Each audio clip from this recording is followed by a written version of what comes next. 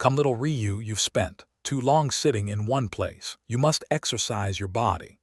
Imperial doula Miriam's once soft and lovable features suddenly became stern, surprising Ryu. He could not see her face, but he could very clearly hear that she was leaving no room for objection. Ryu's brow furrowed slightly. He was too intelligent to not pick up on the fact that something was wrong.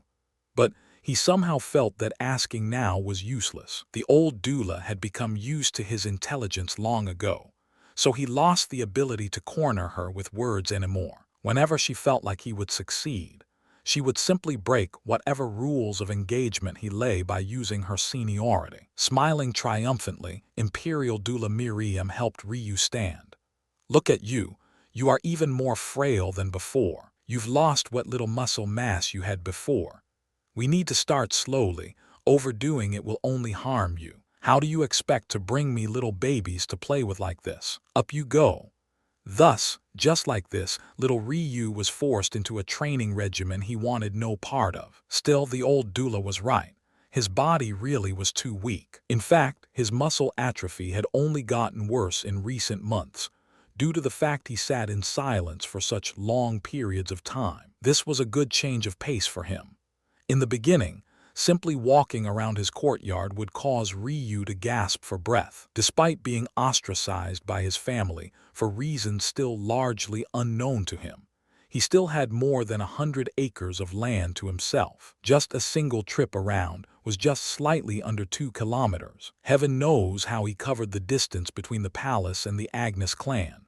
However, even throughout his torturous walks, Ryu discovered something interesting. His ability to delve into his world of dreams became greater the more he pushed himself. Could it be that it was possible to train one's mental realm through physical exercise as well? A new world was opening up to Ryu. What had begun as an effort to appease the only person he cared for in this life had suddenly become something he strove to do even without her persistence. Some mornings, Imperial doula Miriam would come by, to find that Ryu had long since awoken. Although she was used to the young boy being awake by dawn, he would usually be meditating. But who knew that hell would have frozen over, and the fourth prince would have found a love in physical torture. Over time, little Ryu progressed from only being able to walk to briskly quickening his pace. Eventually, he could just barely manage a light jog for a few minutes before collapsing. It was not long before Ryu learned that there were ways to push his body to its limits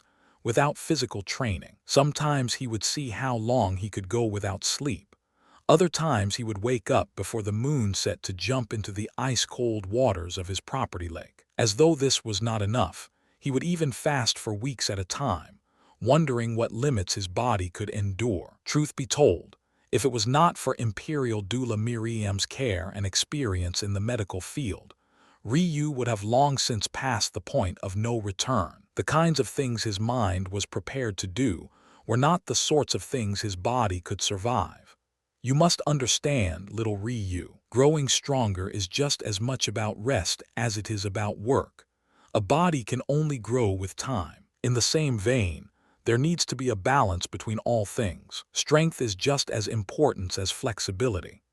Under normal circumstances, Imperial doula Miriam would have stopped Ryu at all costs, even if it meant tying him up. But she suddenly realized that if she did not allow him to punish himself now, there was only death waiting. She had to prepare Ryu. It was not that she had any faint hope that he could survive the coronation games. In fact, she had no such hope at all. She only wanted his body to grow strong enough so that he could run. He needed to run. Asterisk asterisk, there you go, reach down as far as you can. Your elastic and well-stretched muscles will thank you later. Always emphasize this balance. What is the use of big muscles you cannot make proper use of? Little Ryu reached toward his toes as best he could, grasping a hold of his feet. The strain on his face was clear, but he continued to persevere, making use of the breathing technique the old doula taught him. Another one of her sayings was about the importance of oxygen, but that just made Ryu wonder if he could train his mental realm by holding his breath for extended periods of time as well. By now, it had been almost 3 months since Ryu had begun his training. He made about as much progress as one could expect in such a short period of time. Still, he had begun to fill out his immature body to a certain extent. At the very least, his spine did not protrude from his back like it once had. Truth be told, the old doula was shocked by Ryu's recovery ability. But this realization only made her sigh. He had such a good constitution for cultivation, but it had been barred from him. Are you ever going to tell me why you had me start training my body? Ryu's question was perfectly timed, spoken just as Imperial Doula Miriam displayed a slight mental weakness and pity toward him. It was a bit underhanded, but Ryu felt like he needed answers. The old doula sighed. She knew she could not keep this from Ryu forever, but she felt like telling him would have no use. What would happen? Would not he just hate his family more, disdain his life to an even greater extent, lament his misfortunes and scorn the heavens? What good would that do? Ryu shook his head, realizing Miriam had no intention of telling him. What about the reason why this is my life? Can you at least tell me why my father hates me? Why my brothers do not treat me as one?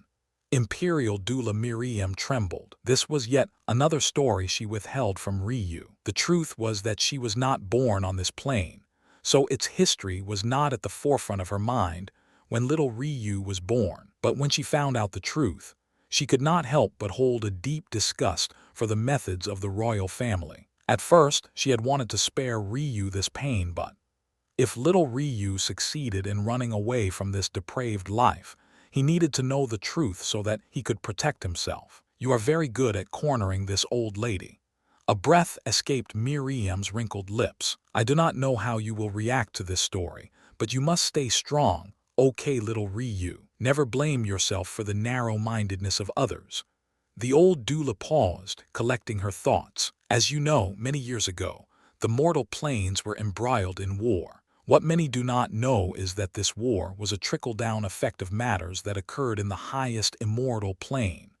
Like this, Imperial Doula Miriam's story progressed. Several cycles of several 100 million years ago, a world-changing event took place on the highest immortal plane, the Shrine Plane. In an instant, a world that had been awash in peace for so long became embroiled in war. The details were unknown to those of the lower planes, but the Shrine Plane essentially became sealed before being replaced by a new highest plane. As matters stood now, there were still 3 mortal planes, but the immortal planes had become 3 open, and 1 sealed. Of course, if there was a war, there was a victor. This winning army marched on the lower planes, uprooting the previously laid foundations of fate and building their own. In the end, old factions fell and new ones rose up.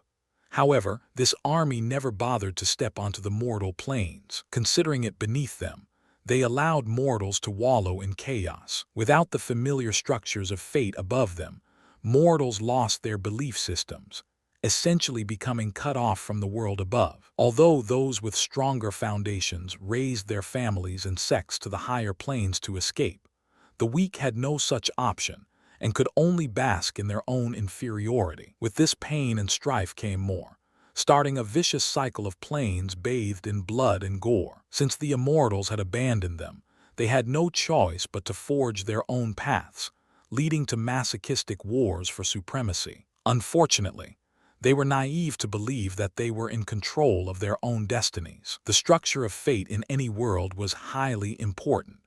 In the same way mortals benefited from immortals, the opposite can also be possible. It was because of this truth that, while some immortal clans and sects could not be bothered to care about those of the mortal plane, others had eyes that flashed with greed, realizing that there lay an untapped reservoir of potential. This shift in thought came with a time.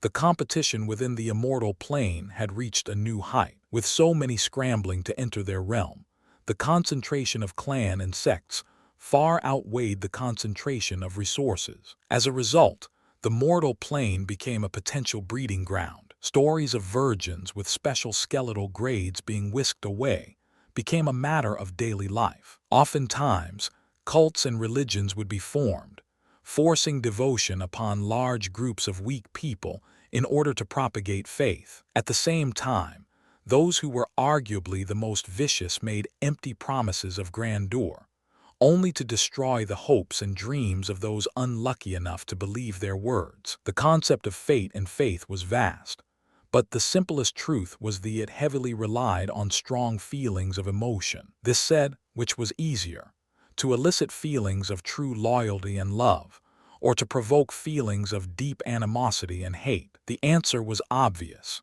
With the previous structure of the martial world, those on the above immortal planes placed restrictions on the abilities of higher planes to influence lower ones in this way. Instead, higher immortal planes usually created subordinate clans to slowly foster feelings of loyalty and steadily grow a sustainable source of faith. However, the victor of the war did not care for such things.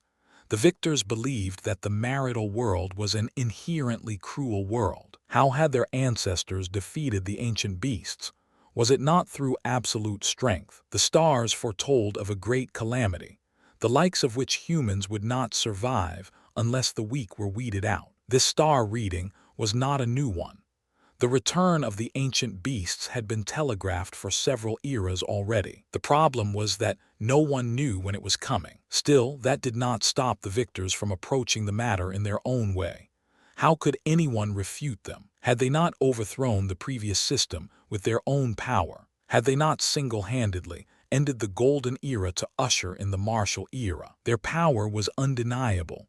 Their fists were the largest. So was it not logical that they were also correct? If the previous system was so great, why did it crumble so easily? With these new beliefs in place, the mortal plane had no choice but to suffer. However, this new philosophy brought about an unexpected change. After several billion years of being suppressed, mental realm masters finally made a reappearance. Now that the stigma around foul methods had been removed, at least when they occurred out of sight, they came back in full force, establishing some of the most powerful clans, sects, and factions the martial world had to offer. As could be expected, one of these clans wreaked havoc on the mortal planes.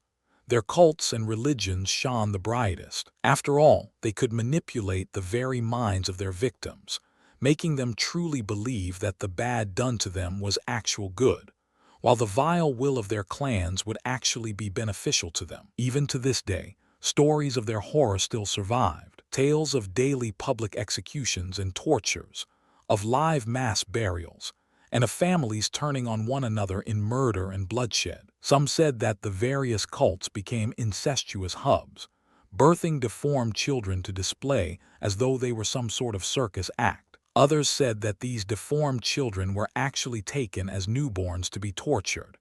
Their limbs were slowly pulled apart, causing grotesque contortions, their eyes to gouged out and placed into newly cut and unnatural holes in their bodies, then reconnected via disturbing medical techniques. Certain few even recollected stories of such newborns being sewn together to forcefully live the rest of their lives conjoined. The reality of the matter was that not just one, but all of these stories were true. These were the dark days of the mortal realm, a darkness that pervaded all three planes. Some believed their remnants still remained in the form of small factions and abandoned ruins. These scum were known as the White Devil cult.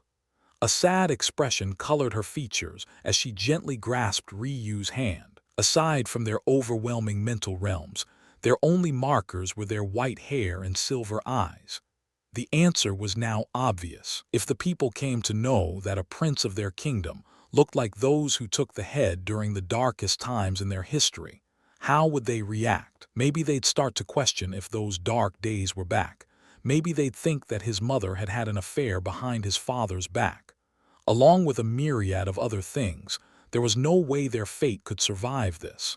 Ryu could not help but release a sad laugh. After listening to Imperial Doula Miriam's tale of the history of the mortal planes, Ryu put the thought of ever reconciling with his family to the back of his mind. If they could treat him like this, for the sake of a history so old it was practically more legend than reality, then he had no interest in ever treating them family. In truth, Ryu knew that his ostracization was related to his appearance, but he had always framed it in a fashion that placed the blame on his shoulders. Maybe he had a disease that would not allow him to live for long, so despite his talent, it did not make sense for him to become king. Or maybe his mother had fallen in love with some unknown man who passed on the genes to give him this appearance. The imperial censors would have likely hidden the truth for the sake of saving the king's face, although that also would not be his fault.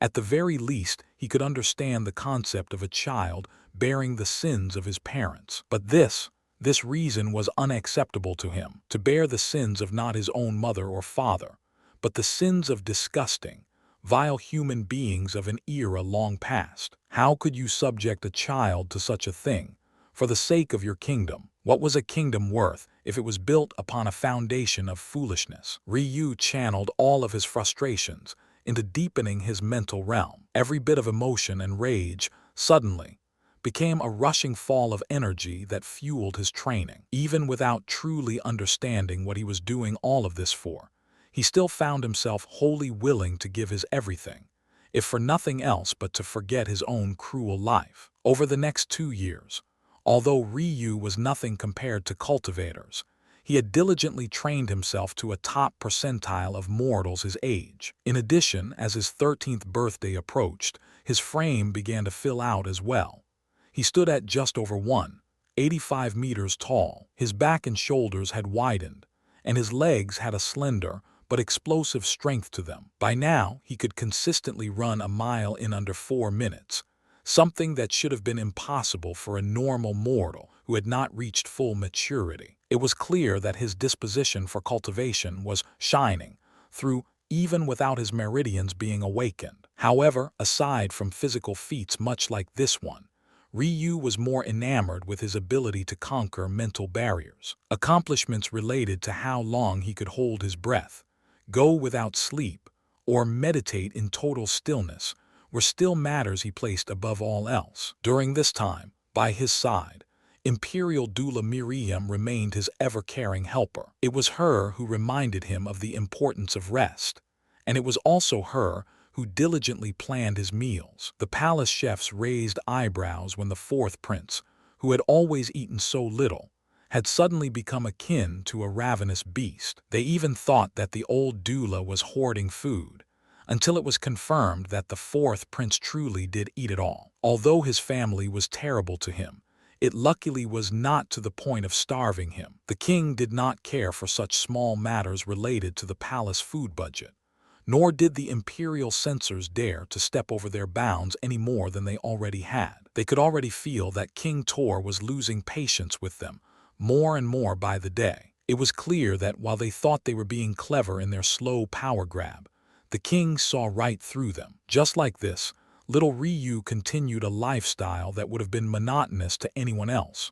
However, it was his escape. As the days passed, his dreams became clearer. The once vague faces became etched in reality, while the names he had not been able to label before were now all he could refer to them as. Subconsciously, he began to detach himself from reality.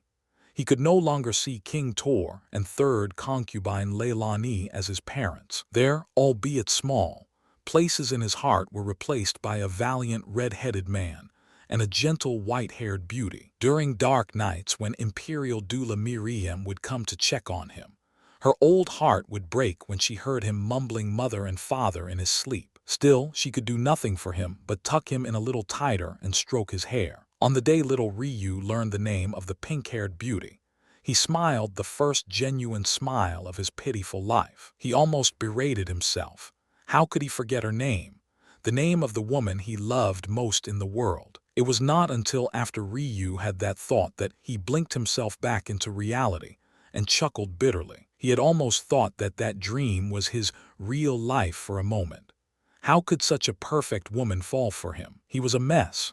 Another year passed and Ryu approached his 14th birthday. Like they did every year, he expected his elder sisters to visit for that day, but this did not liven his mood. For the past 2 months, he had reached an insurmountable bottleneck. No matter how hard he tried, he could not improve any of his personal bests. It was as though he had reached the limits of his mortal body, but he felt like this was nonsense. Although he did not know what skeletal grade he was born with, he was certain that it was at least of the black grade. This essentially meant that even without cultivation, his body should be able to withstand far more than a normal mortal. So why were his so-called personal bests still within the normal limits of reason? What little Ryu did not know was that it was impossible to improve his mental realm any further with his current mind state. How could a person more invested in a fake reality than his own be considered of strong mind? Ryu wanted to deepen his mental realm to delve further into the dream, but it was exactly for this reason that he was weak. Although his approach had worked for some time, there was no further path to be followed along it.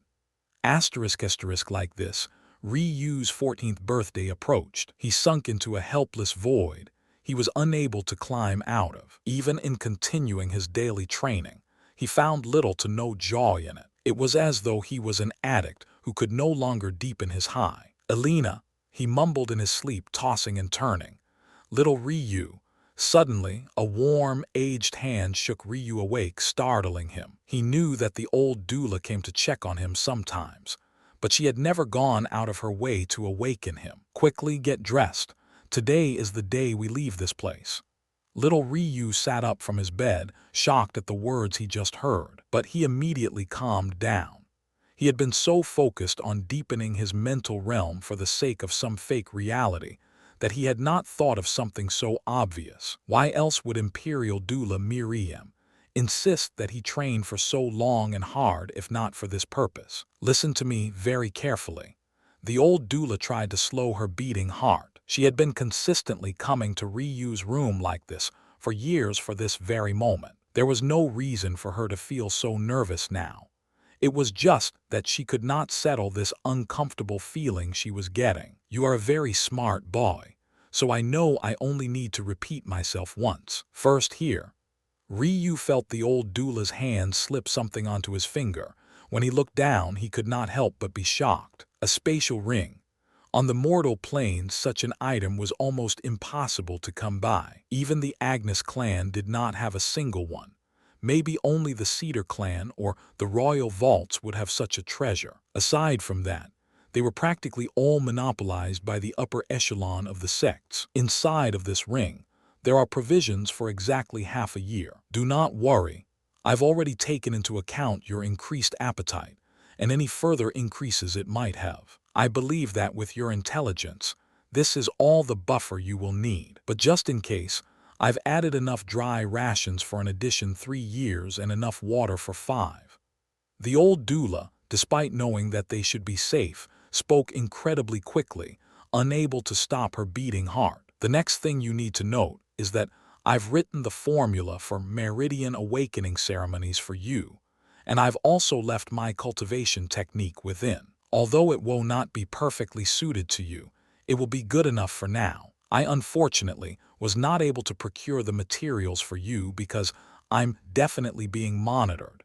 But you should know that even poor families can afford such a ceremony. With the money I've left you, you will be able to pay for thousands if you so wish. Fourth, I've left a map of the kingdoms for you. I know that you are blind, but your senses have always been sharp. The map is within what a sect would call a memory jade. I've told you stories about them before, so you should understand how to use them correct." Ryu nodded stiffly. The old doula had told him such stories before. These magical jades could hold images and vast stores of memories. Even if Ryu was blind, it did not matter. The contents would be projected directly into his mind. If he coupled this knowledge with his senses, he'd have an idea of the general directions he should head in. Fifth, I've left a mask for you as well as more than enough hair dye to last a lifetime. Never bathe where you might expect to come across people, and always make sure to apply it once a day. Miriam heavily emphasized this point. Since Ryu was blind, how could he see when his true color was beginning to shine through? The only way to combat this was to apply the dye regularly. The sixth is maybe the most important. You will never be safe on this highest mortal plane. I'm certain that the Tor royal clan will do everything in its power to find you. You must understand how to remain safe. Avoid large cities. Do not trust anyone, and sleep only in places you have multiple avenues of escape from. Within this ring, I've left you a letter. If it turns out that we are correct and your ceremony was sabotaged, I am certain that not only your skeletal grade, but also your meridian and bloodline grade will be of the heaven grade at an absolute minimum. Such a talent is unconscionable on the mortal plane, and the outer ring sects of the immortal plane will fall over themselves to take you as a disciple. Ryu's eyes flashed at these words. The old doula had told him that she was not of this plane long ago, but he had assumed she was from a lower mortal plane. Could it be? As though reading Ryu's mind, the old doula shook her head. I am from the middle mortal plane. In fact, both me and my twin sister are. We were born with a special category of skeletal grade, dubbed as causal fate. It's a bit difficult to explain in a few words, but essentially, unlike others, the actions each of us takes have a direct and obvious effect on the other. But these effects are not always predictable. We were both born with earth-grade meridians and bone structures, however. My choice to pursue the medical field to help others resulted in the first instance of our causal fate. She ended up receiving my talent, as I had no interest in the martial way. This resulted in her gaining a heaven skeletal grade and heaven grade meridians. It was not long after that she was recruited by an outer ring sect of the pedestal plane. It likely will not be long until she gains a place among the inner ring, as dual heaven grades are very rare. If you give the letter I've given you to my sister, I know that she will protect you. Although I've described the story as such, there is no animosity between my sister and I. We simply walk different paths. Remember that the location of her sect is the outer ring, and that its name is the Awoken Moon sect. Bide your time, strengthen your cultivation in hiding, and I'm certain that there will come a day when you will be capable of crossing the immortal barrier. In fact, a master of the immortal plane might find you beforehand in acknowledgement of your talents and bring you up him or herself. However, little Ryu, the imperial doula turned serious. If I am for any reason wrong, if your talent is worse than expected, or if your ceremony was not sabotaged, you must give up on going to the immortal plane. Go to the middle mortal plane and find my family. They are very well off and will be able to protect you for a time. Even if I die, they will not dare to do anything to you because my will is my sister's will. They know this and will not harm you out of fear of her. Do you understand everything I've said? Do you need me to repeat anything? The quick flow of the old doula's words had hit Ryu like a brick, but he forcefully soaked them all in. In the end, he could only weakly nod. Unknowingly, his eyes had started to glisten with unshed tears. All his life, no matter what horrible things he suffered, he had never cried, not once. But why was it that he felt the need to now? Why was it in all the words she had spoken, Imperial Doula Miriam had not said a word about her coming with him? Why? Good, the old doula wiped her tears. I've spoken to your elder sisters. With their cultivation, they will be able to take you out of the castle safely. After that, you will be on your own. Wait, what? Little Ryu froze, his eyes icing over. I said I've spoken to your elder sisters. They are the only ones who have still shown care for you. A mournful croak escaped Ryu's lips. His voice almost sounded like that of a dying animal. Run, run as far as you can. Now. Ryu grabbed Imperial Doula Miriam's body. He did not stop to think for a moment that this frail old lady was actually far more powerful than he was. All he could think about was escaping as quickly as possible. In her confusion, the old doula did not even remember that she could easily shake the little boy's hand from her wrist. Completely fallen into a daze, she could only follow as they ran out the back door of Ryu's room, sprinting across the bath hall, through the greenhouse, and into the large expanse of his personal backyard. It should have been a beautiful scene, with the moon and stars shining in the sky above, the lake just across from them gently flowing in the cool night air. It should have been exactly that, but it was not. Ryu's senses were immediately blocked by 6 individuals. 4 he recognized by their breathing and gait, but the other 2 he had never met before that, he was certain of. Despair built up within Ryu's chest. a heavy feeling of weakness overwhelming him. No matter how deeply he tried to breathe, it did not seem like enough. It was as though his lungs had shriveled to a third of their size, blocking him from the sustenance he needed. His grip on the old doula's wrist tightened, but he did not know what to do. No matter how intelligent he was, his experience was nearly zero. He had no real-world knowledge, nor did he have any real training. Even if he did, of the 6 that stood before him now, 4 of them had cultivation. For a mortal like him, what chance did he stand? Suddenly, a lewd laughter came from one of the 2 Ryu did not recognize. He was a handsome young man who wore a perpetual slanted smile on his face that tore apart his facade of elegance. His features were also overly pale, as though he had not seen the light of day all his life. It was shocking that a person with such an appearance could have any cultivation to speak of at all, yet he did. Why do they look like a pair of lovers escaping into the night to elope? Do not tell me your little brother has such a perverted fetish, Brother Amari. You have not been doing your duty as first prince if you have such things going on right under your nose.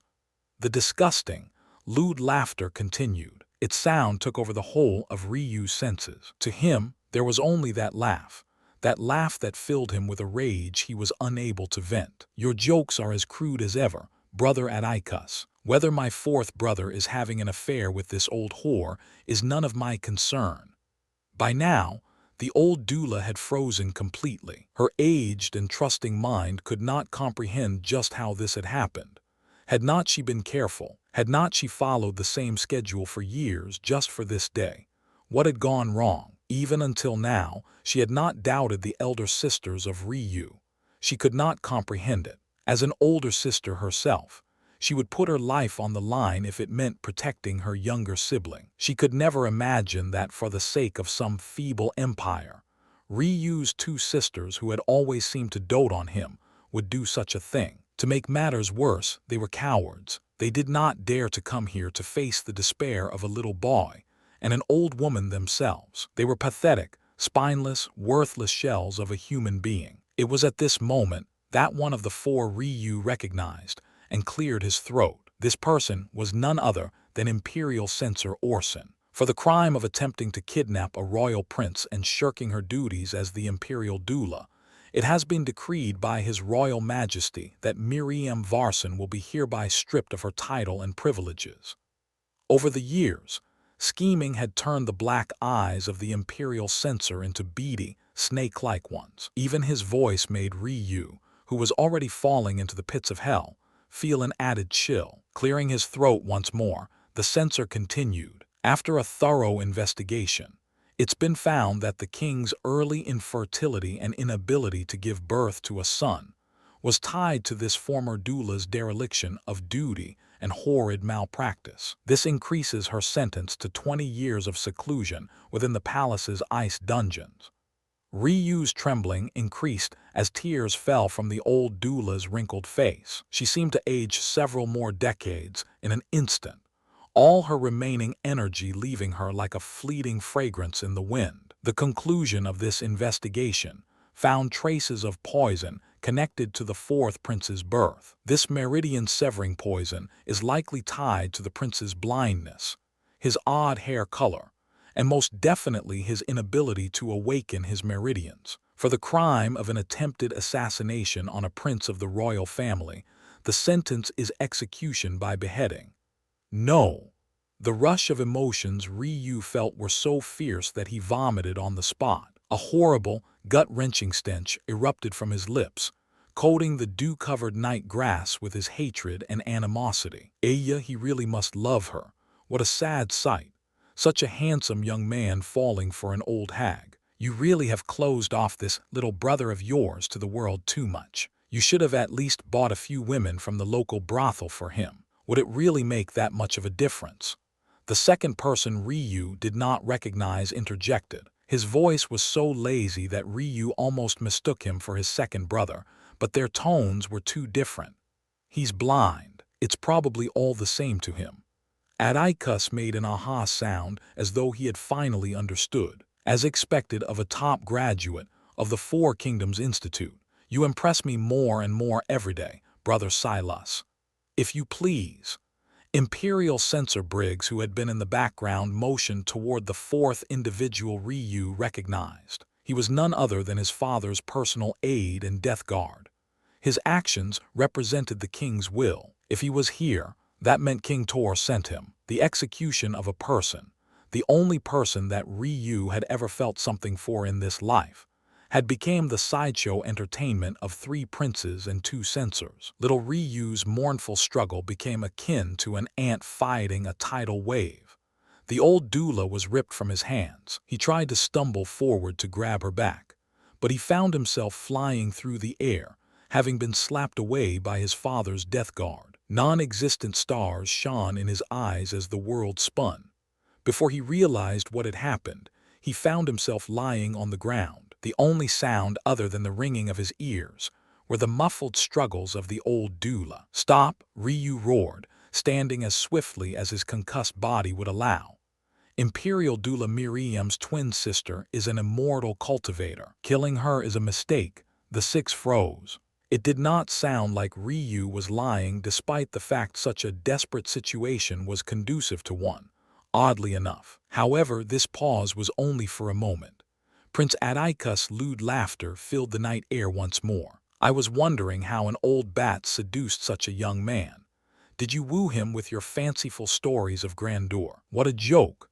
As for Prince Silas, his lazy expression upturned into a slight smile before it disappeared. Ryu's body shook violently, the pain in his head doubling, then tripling as his veins pumped with rage. It was then that he thought of the spatial ring. Not only was it a rare treasure, the space within it was large enough to hold enough rations for years. From what he knew, this was impossible for a normal treasure.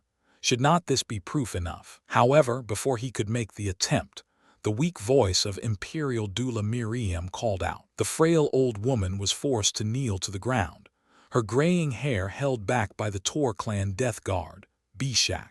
It did not seem to matter to him who his victim was. His black cloak simply continued to whip in the air like the call of the Reaper, waiting for the Imperial censor's execution order. "Little Ryu, that's enough." Blood flowed from Miriam's scalp as clumps of her hair were pulled too far back. Although she was a pulse-opening expert, how could the death guard of the royal clan be any lower than the Kai refinement realm? "You were right to never call me Granny Miriam. It's not a title this old woman deserves." Ryu's brows furrowed, his figure stumbling as he struggled to orient himself. He was already blind to begin with, trying to use his senses while his ears were ringing, and his mind was aching was too much for him. In the end, he fell to his knees, grasping his head, unable to make sense of much of anything. Whoa, hold on." Atticus waved the Imperial censors off as they prepared to order Bishak. "Cannot you see a touching drama is playing out? Grab some snacks and enjoy." The Imperial censors who were about to give the order froze, unsure of what to do. Although they were high-ranked, they were still below the princes of even other kingdoms. They could not simply ignore the prince of the Lance Kingdom because they wanted to. Unfortunately, when they turned their gazes toward the first prince for help, he only shrugged. It did not matter to him one way or the other. "You must not shed tears for me."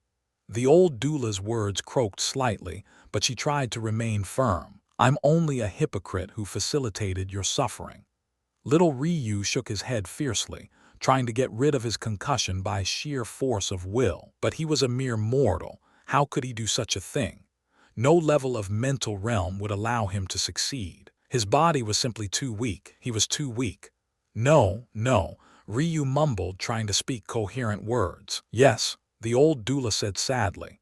"I am indeed guilty of the crimes they've accused me of. Although I was not involved with this so-called meridian-severing poison, did you believe you were born blind?" Ryu froze before his body shivered from head to toe. Tears uncontrollably fell from his eyes. A young man who had never cried, a young man who suffered through the hate of his father, the disdain of his mother, and a humiliation of a lifetime, unleashed a flood of emotions he could no longer control. His stomach heaved and crawled, his whole world upturning with a single sentence. "It was I who blinded you, little Ryu. Hate me. Burn your memory of a kind old lady in the pit of your stomach. Replace it with rage, make me a devil, but never shed tears for me. I do not deserve it. And scene. Atticus clapped. See, was not that perfect?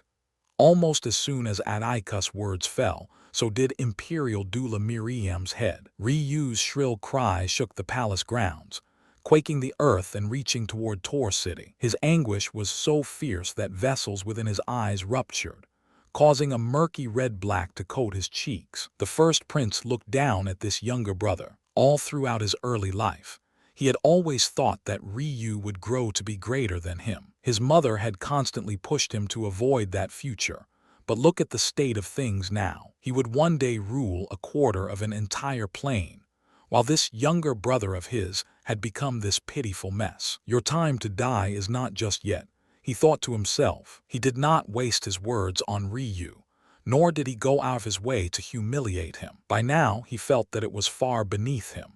Ryu simply was not worthy of even his disdain. The group of 6 left one by one, Prince Atticus and Silas walking with content expressions on their faces, as though they had just finished watching a 5-star play. As for the decapitated body of the old doula, none cared for it. Eventually, the servants who handled the upkeep of the 4th prince's courtyard would handle it. Why would they dirty their hands? Ryu did not seem to notice their departure. In fact, he could not feel much of anything. He was completely broken. He tried to crawl toward what remained of the old doula's body, but his hands ended up sinking into a thick and pungent crimson liquid. By the time he steeled himself and made it to the side of her now cold and rigid body, the morning sun was already high in the skies, and the courtyard servants had already run away with scared expressions on their faces. Granny Miriam. Ryu had no more tears to shed. Whatever remained of him had dried, crusting over in a coarse salt. He tried to call out the name the old doula had wanted to hear so badly, the name even he could not explain why he had never used, but no matter how much he said it, she did not come back. For the past 3 years, Ryu had done whatever he could to sink into another reality, to forget whatever this life was and live another. But now he understood that this was his only life. Kill. Almost a week later, sitting by the foul stench that remained of his Granny Miriam, these were the first words he spoke. Kill. He said it again, a slumbering giant trembling in his mind and soul. Ryu's head tilted backward, unleashing a roar akin to a dragon awakening from a deep sleep. Tor Palace shook violently, unable to withstand his unbridled rage. The dye that coated Ryu's hair incinerated to nothingness, revealing a streak of pure white that blinded those who looked directly toward it. At the same time, Ryu's bare and frail chest seared red, pumping with grotesque lines of blue-green that wiggled along its surface as though alive. Spiritual Kai, for the first time in Ryu's life, rushed toward him like a fiendish hound. Blood vessels within his brain bulged with impunity, making Ryu feel that his mind was splitting apart into shredded chunks of meat. Without knowing it, Ryu had stepped along a path of incomparable danger.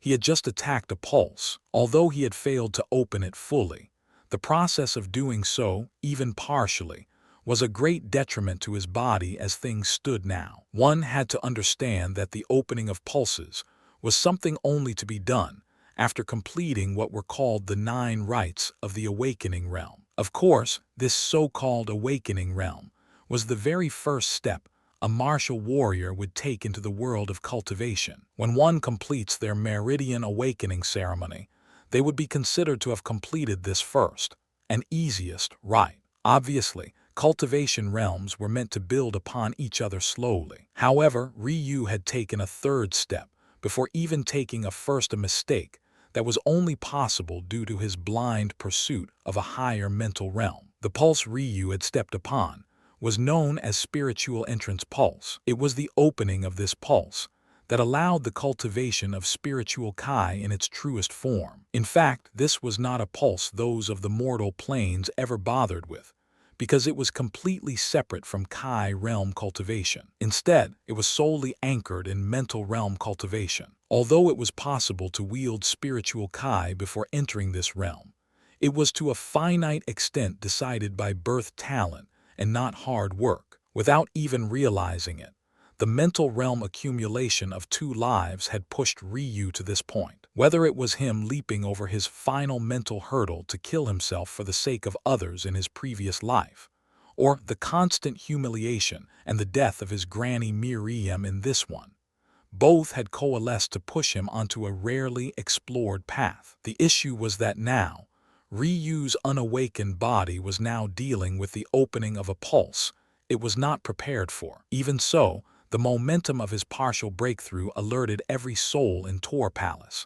Ryu was in no position to care. His blood vessels pulsed with an added vigor, having partly removed a blocker to its enraged flow. At this point, it was no longer just his head, but every portion of his body that was ravaged with this unceasing pain. His jaw clenched to the point where blood began to flow between his teeth, even as his fingernails dug into the skin of his palms. As Ryu's skin grew redder, his body heat skyrocketed, shooting past levels of a normal fever and into a range that should have meant death to a mortal. It was at this moment that Ryu's slumbering soul stirred.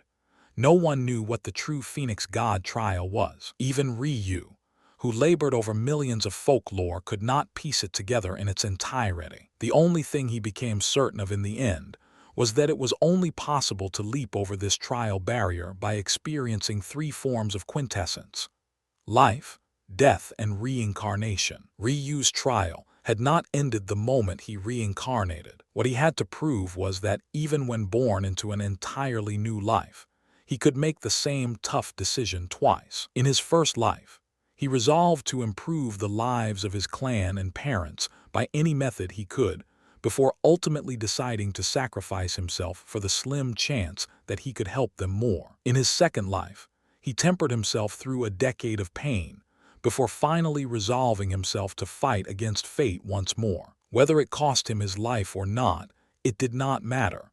He would seek revenge not for himself, but for his granny Miriam. The true Ryu had begun to awaken. Memories of a life he had thought was nothing more than a dream etched into his mind, as though he himself lived it. In the next moment, he awakened fully, understanding that that life he had pined for, the one he thought he would never deserve, was actually his own. He had a true father and a kind mother.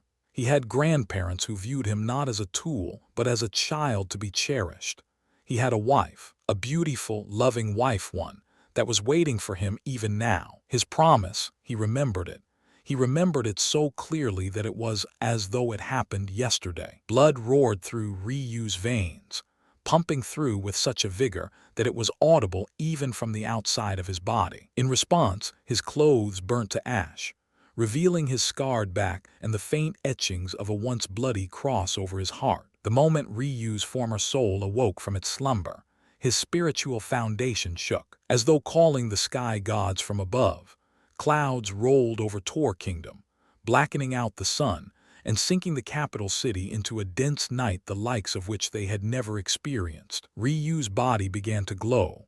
First, it was his skeleton, shining as though it was carved of the most precious gems. Then it was his meridians, their complex inner workings layered atop each other, widening and strengthening with each passing moment. Then the cycle completed with his blood once more. 4 separate but wholly amazing bloodlines awoke from their sleep, quashing and destroying the inferior Tor blood that ran in little Ryu's veins. However, each and every one of those awakenings completely paled in comparison to the beast hidden deep within Ryu's spiritual foundation. A sea of white flames danced, growing fiercer as the seconds ticked by. Suddenly, they surged upward, shattering a barrier that had held Ryu down for not 1, but 2 lives. Ryu's eyes flashed open, the disgusting scars that had coated his back falling away to reveal an incomparably smooth figure. His muscles rippled with vitality, his eyes shone with killing intent,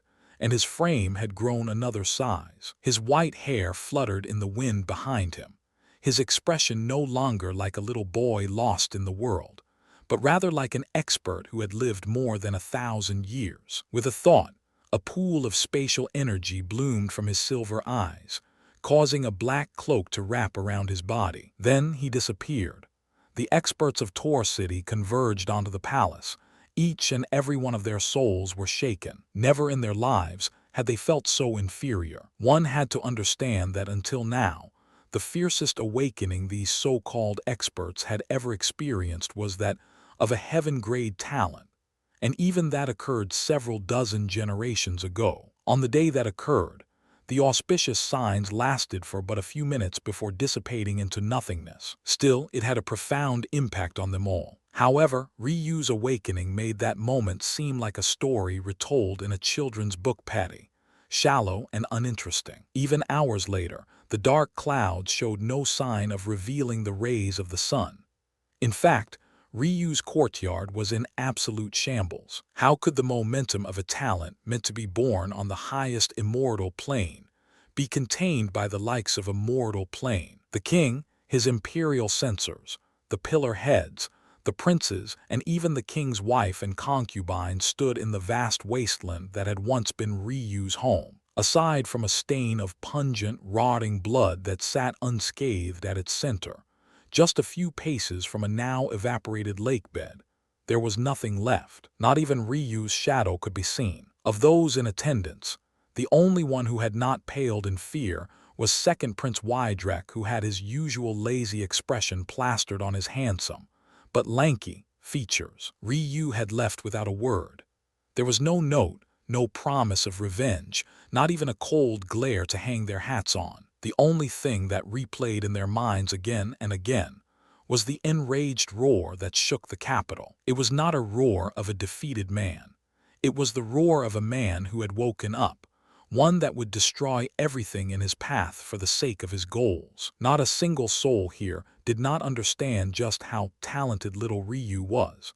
But should it matter how talented a young man was if he was suppressed since his youth? How could he grow?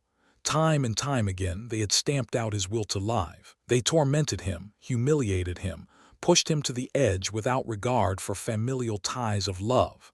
Now, they stood trembling in fear. Cold sweats matted their backs, and panic shook their souls. Not a single one of them could bring themselves to say a word, even after several hours. At some point, the two princesses who had been preparing to head back to the sect, hoping to never have to come back and face their young brother, had no choice but to rush back. When they saw the scene before them, they instantly paled. They too had heard the roar, and they too were members of the cultivation world. Did they need any of these things explained to them? It was in that moment that Patriarch Agnes lost his mind. What did you do to my grandson, you bastards? Was he not a cripple? Was he not unable to cultivate? Was he not useless? What did you do?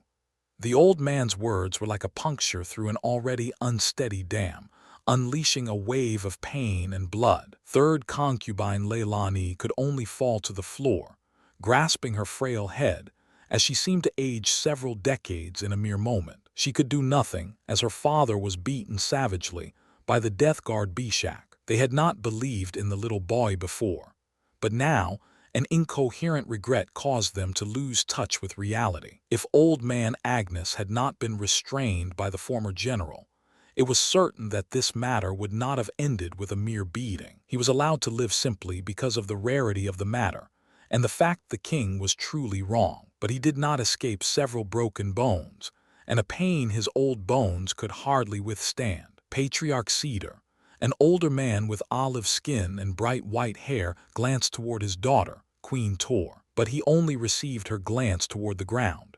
At such a moment, she could not find it within herself to meet her father's eyes. This matter should have ended when she poisoned Ryu, but it had not. She had believed that the sky gods were on her family's side, after Ryu was suppressed irrelevant of her actions. Yet the concept of destroying threats from the root shone through fiercely now. Imperial Censor Digby sighed, his long white beard trembling along with his slight frame. Karma is an endless current. No matter what roadblock it may meet, it will break through in due time. If it was not this generation, it would have been the next. Your Majesty, we must take action as quickly as possible. Even if the fourth prince has awoken his talent, he cannot have become an immortal in a single leap. He's still a blind young man with no knowledge of the world. With our resources, we will definitely be able to find him. Imperial Censor Orson's snake-like eyes darted. He refused to allow Censor Briggs the initiative again. But who knew that his words would have been met by the opening of the king's reddened eyes? King Tor's fury reached the high heavens. This had all started because of them. It was because of their schemes and tricks, their stupid talks of fate and faith. It was they who made him abandon his own son. If not for them, would not his Tor kingdom have gained an immovable pillar? The king's rage could not be sated. His palm shone with a bright light, barreling through the Censor Orson's chest and shattering his heart in an instant. Imperial Censor Orson looked down at the bloody arm that had pierced him before looking up at his king with an unending regret. His eyes dimmed as he fell. Never had he expected that all the years he had built himself to this peak would end in a mere instant, and all over a boy he had thought nothing of. So what if you are royalty or nobility? These were words he thought to himself all the time when he lay his schemes. Before his intelligence, what did your rank mean? Only now did he understand that he had never held any true power at all. Would there be revenge for him? Would the king face punishment? Of course not. Imperial Censor Briggs looked at the fallen body of his former comrade. Fool, he muttered to himself. Find him. The king's enraged shout shook the palace for the second time that day. Under the cover of the perpetual night, dozens of shadows blanketed the skies. The darkness that blanketed Tor Kingdom would not dissipate for several years. First, Prince Amari walked steadily into his own quarters, ordering the servants to bar anyone from interrupting him as he sat at a wide desk, calming his breathing. If one looked closely, it became clear that Amari's study was identical to his father's. Even the decorative vases were not even a centimeter out of place. After the initial shock of the matters, his mind state had finally begun to rebalance itself. What was the use in panicking or throwing a tantrum? What was done was done. His goal now was to find a way to move forward. His third brother was a cultivation maniac who had no interest in the throne. He believed it would only slow his progress to become king. In fact, the only reason Kaden would participate in the coronation games at all was for the sake of the clan texts that could not be disobeyed. As for his second brother, although he did not want the throne himself, for the sake of protecting his family's Garis clan, he would fight for it. Amari had to admit that of his siblings, the most potent threat was his second brother Wydrek. With his financial capital, even building his own military was not impossible. For the past few years, ever since he graduated from the institute, he had been building countermeasures. He could count on the support of his third brother, but Wydrek's resources were not to be underestimated. However, just when he thought he had grasped the board they played on, the table had been flipped. A wild card appeared on the field without any move set restrictions. Just how would his fourth brother play? As Amari saw it, there were two possibilities. The first was the approach Amari himself would take. He would bide his time, slowly work his way to the divine vessel realm, and cross the immortal barrier. Once he succeeded, he would join a powerful sect, cross into the connecting heaven realm, before descending to exact his revenge. Amari reached forward, lightly grasping a black stone with a single white speck at its center. He twirled it between his fingers, closing his eyes to breathe in the fragrant aromatics of the room. The game before him was the foremost strategy game of the martial world. It was simply known as Domain. Unlike games of its kind, its board was not uniform. Not only did it have elevated sections, even its divisions alternated from miniature squares to triangles to pentagons. Rumors would have it that masters of Domain were capable of cultivating by simply playing the game. Although Amari did not know how true this was, he had always been fascinated by it. Not a day had passed without him contemplating its board after his master introduced it to him. Master is a mortal, yet does not he grasp the world in his palm? How else could a mere mortal build an institute all four kingdoms recognized? Unknowingly, Amari had settled into a deep state of contemplation. This first and smartest option. It is not the path you'd pick, right, fourth brother? A light smile played Amari's features. No matter what rift had grown between them, Amari and Ryu were still blood brothers. Albeit half, it was still true. With this came an understanding for one another. Ryu's arrogance seeped to his bones. It was not a normal, cowardly arrogance, the kind that only appeared in the face of the weak, but disappeared in the face of the strong. No, his fourth brother disdained the world itself. Before, his tragic flaw had been that, while he was prepared to disdain even the ground he stood on, he had never been willing to challenge fate. His fourth brother had resigned himself to a short life, yes, but he was only willing to die with his head held high. He wanted the world to know that it was not you measly humans who broke me, but rather fate itself. That was how he felt satisfied with himself. That was the type of person he was. However, the imperial doula's death had snapped something within him.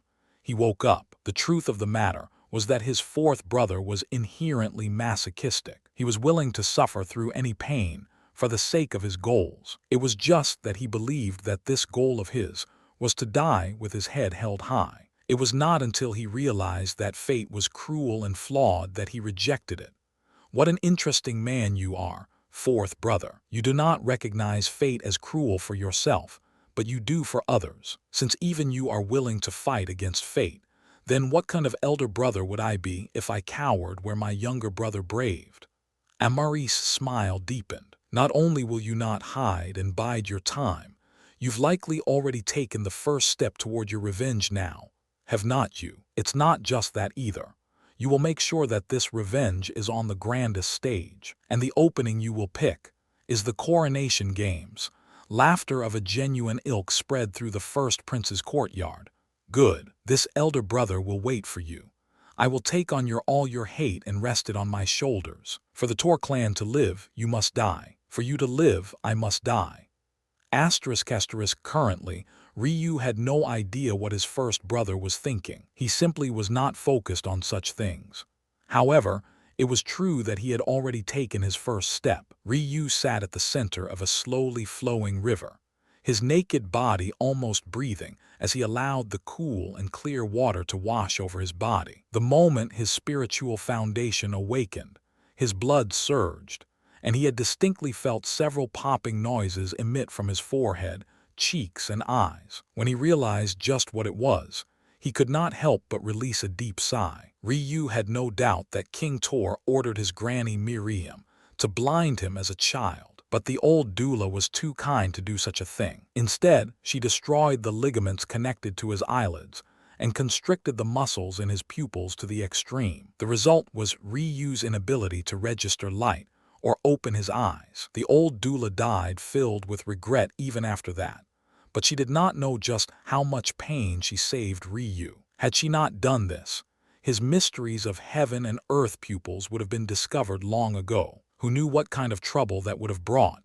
Even in death she had saved him. Ryu owed his granny Miriam more than he could express into words. Yet she had never heard him accept her as one of his family. Despite having gained another 1,000 years of memories, this weighed heavily on Ryu.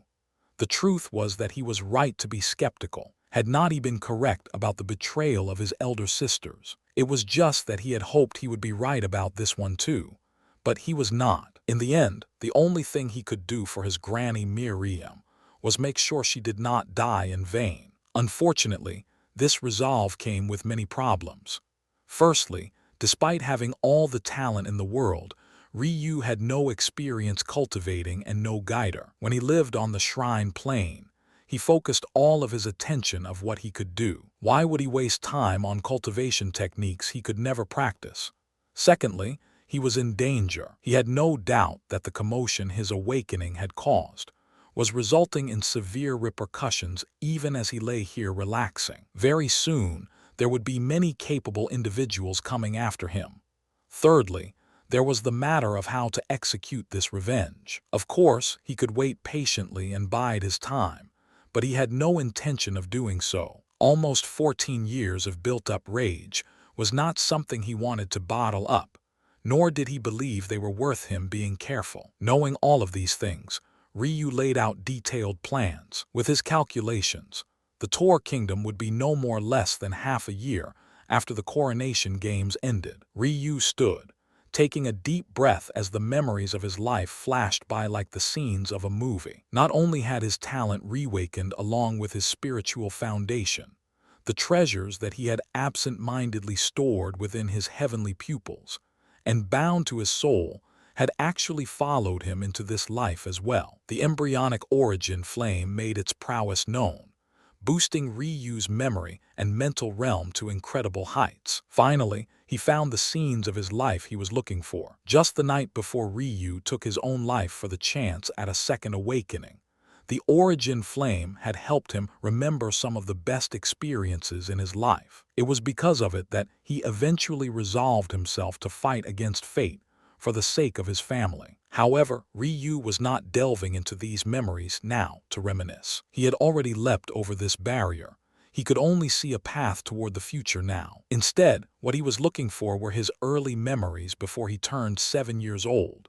The days when he learned the martial forms of the Tatsuya, Kunan, and Phoenix clans. Contrary to their names, martial forms are not techniques that store power. Instead, they are basic martial arts taught to children in order to lay a foundation. Awakenings, especially for the talented children of the immortal planes, can be exceptionally painful. These martial forms prepare the body for the shock it might receive during such a ceremony. If Ryu had to compare it to something, it was similar to the Tai Chi practiced by mortals of the elder generation in order to remain healthy. Although the truth was that these martial forms had limited value on the shrine plane, here on the mortal planes, or even on the lower immortal planes, they were akin to heavenly treasures. The Tatsuya clan martial form taught stability and power.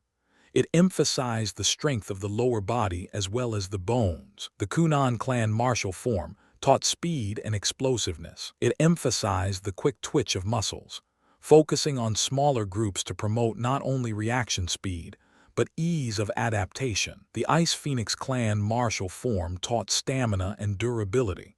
It emphasized the flow of blood and the efficient use of oxygen. Finally, the Fire Phoenix clan martial form taught recoverability and flexibility. It emphasized the comprehension of the human body to the most minute of details. Even a mortal who became proficient in this martial form would be able to accelerate the pace of their healing by diverting energy from elsewhere. Martial forms acted as the basis for a clan's core teachings, and although Ryu never learned what these core teachings were, he believed that these martial forms would give him a solid foundation to start and grow from. At the same time, they'd train his body and prepare him for proper cultivation. Still, Ryu remembered the words his father had spoken. It was impossible to master a martial form. One must practice daily and improve their foundation step by step. Once one broke away from the need for martial forms, one would become a true expert. Just like this, Ryu began to train the 4 martial forms of his family in earnest. Although he had had success with them during his youth, he was far stricter with himself now than he was then. Instead of comparing his day-to-day improvements, Ryu constantly compared his movements to the movements of his father, mother, and grandparents. Now, he was not simply going through the motions of the techniques. He was painstakingly imitating the perfect reflections of his past memories. As the search radius for the 4th prince widened, Ryu ironically remained within a single kilometer of the Tor Kingdom outer walls. He knew very well that there was a vast expanse of harsh land between him and his next destination, so he took his time. He would not take that journey until his body was ready. Instead, he made Tor Forest his home, making use of his vastly sharpened senses to avoid detection while training every day for just over 6 months. Ryu's feet stomped the earth, sinking into the dry ground with a perfectly controlled print. His lower body flexed and his bones creaked, but he maintained the posture, rotating his core to unleash the full power of his fist. Then his form changed. From calm and steady as a mountain, he became like a galloping horse. His movements were fast, but deliberate and controlled. If one looked closely, it was possible to see that his actions deviated hardly a centimeter from his last attempt. An abrupt change occurred once more.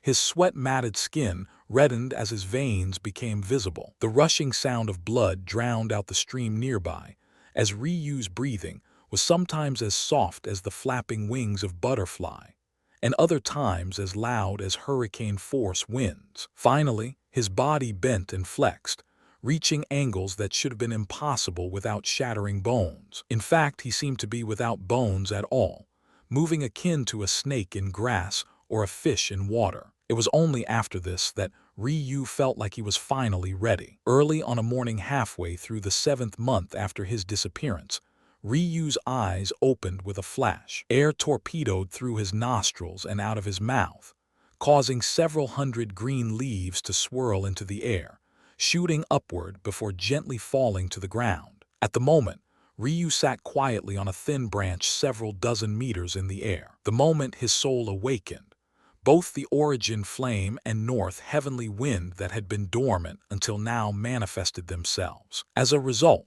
not only had Ryu gained the ability to replay perfect replications of his memories, he had also gained the ability to become as light as a feather, allowing him to sleep on such a high branch without worry of being found while he rested. The good news was that, until one entered the spiritual severing realm, flight without a treasure was impossible. And obviously, Tor Kingdom could not send such experts after him without breaking the rules set by the immortal plane. Every day, he would wake up the moment the sun appeared in the skies. Beginning with the Tatsuya and Kunan martial forms, he would exhaust his body to its utmost limit. During those periods, he would insert teachings of the Ice Phoenix clan, controlling his breathing and oxygen to the finest detail. Finally, he would use the Fire Phoenix martial forms, taking advantage of his torn muscles to increase his flexibility. Then he would use the recoverability forms to rejuvenate himself during the night. This sort of pace seems perfect on the surface,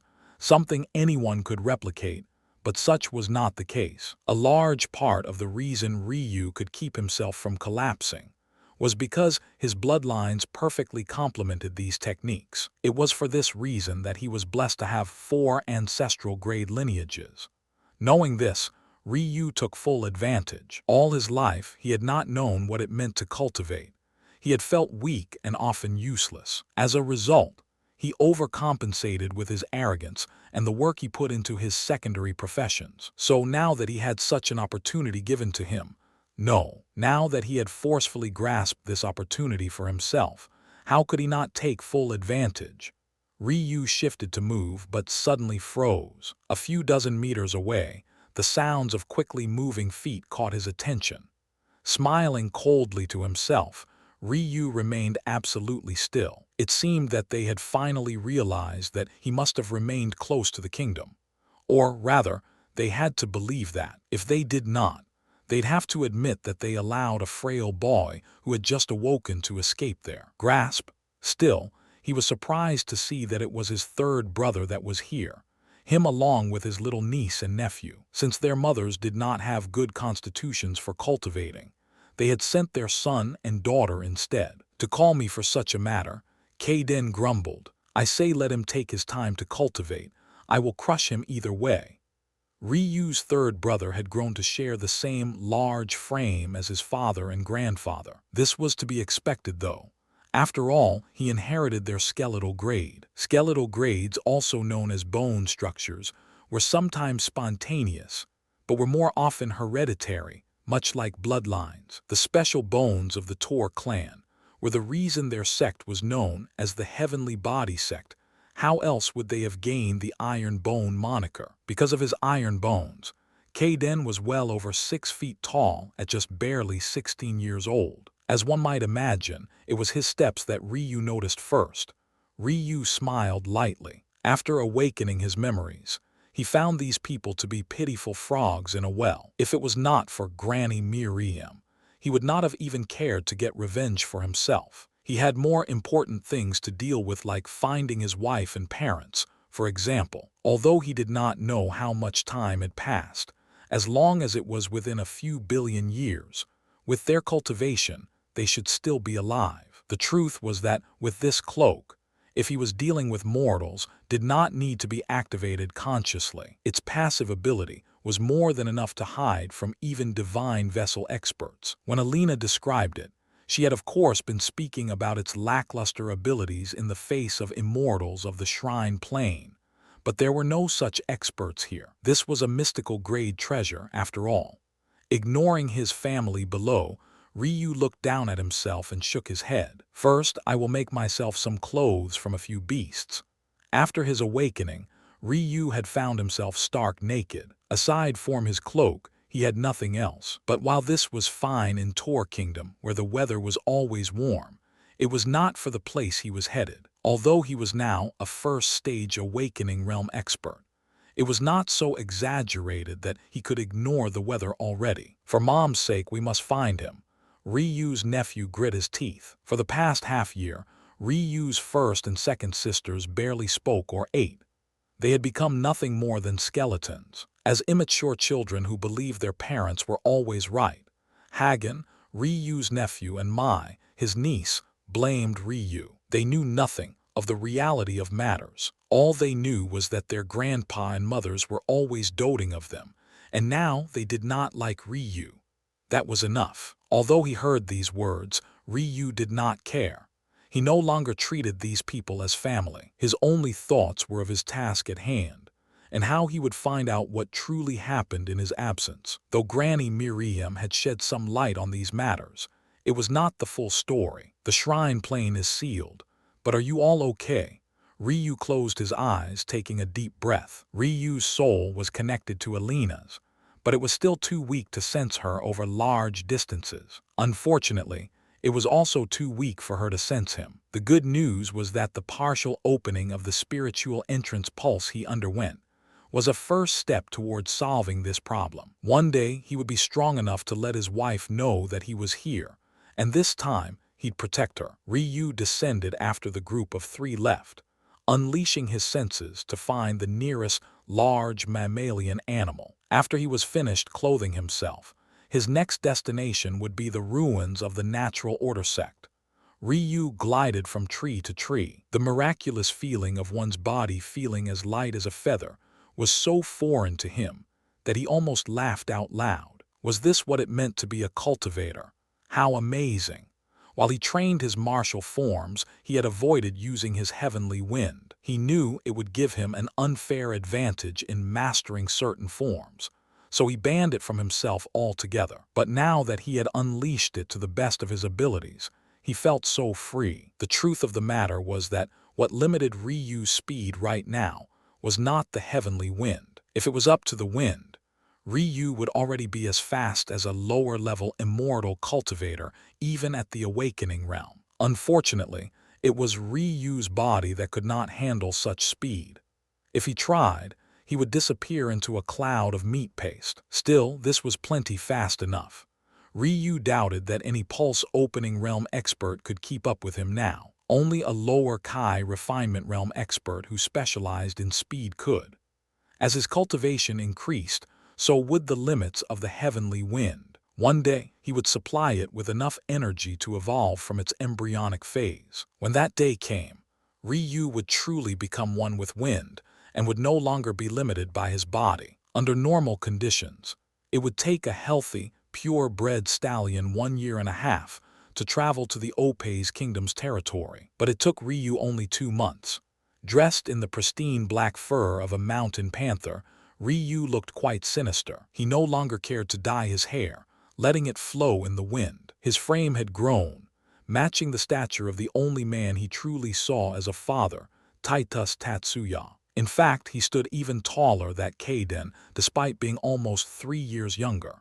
The frail Ryu no longer existed. Still, his eyes remained closed.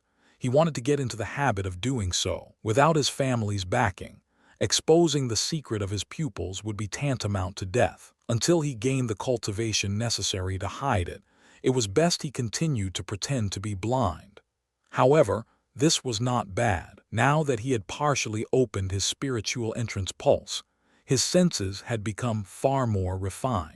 Although he would not gain true spiritual sense until he entered the soul birth realm, he still felt like he could see with his eyes closed. He suspected that this was an additional effect of the origin flame. Ryu glided through Opei's city unseen, his presence completely concealed by his black cloak. He had no idea where the exact location of the natural order sect was, but what he did know was that it was definitely within range of the kingdom it protected. Although Ryu could blindly search, he felt like it would be more efficient to steal a memory jade from Opei's palace. The layout of Opei's palace was not too different from Tor Palace, but its atmosphere was far heavier. That said, Ryu thought this only because he did not know the kind of strife his disappearance had caused. If the two palaces had to be compared, Opei's palace could only be said to be slightly worse off only because they were facing the might of three kingdoms at once,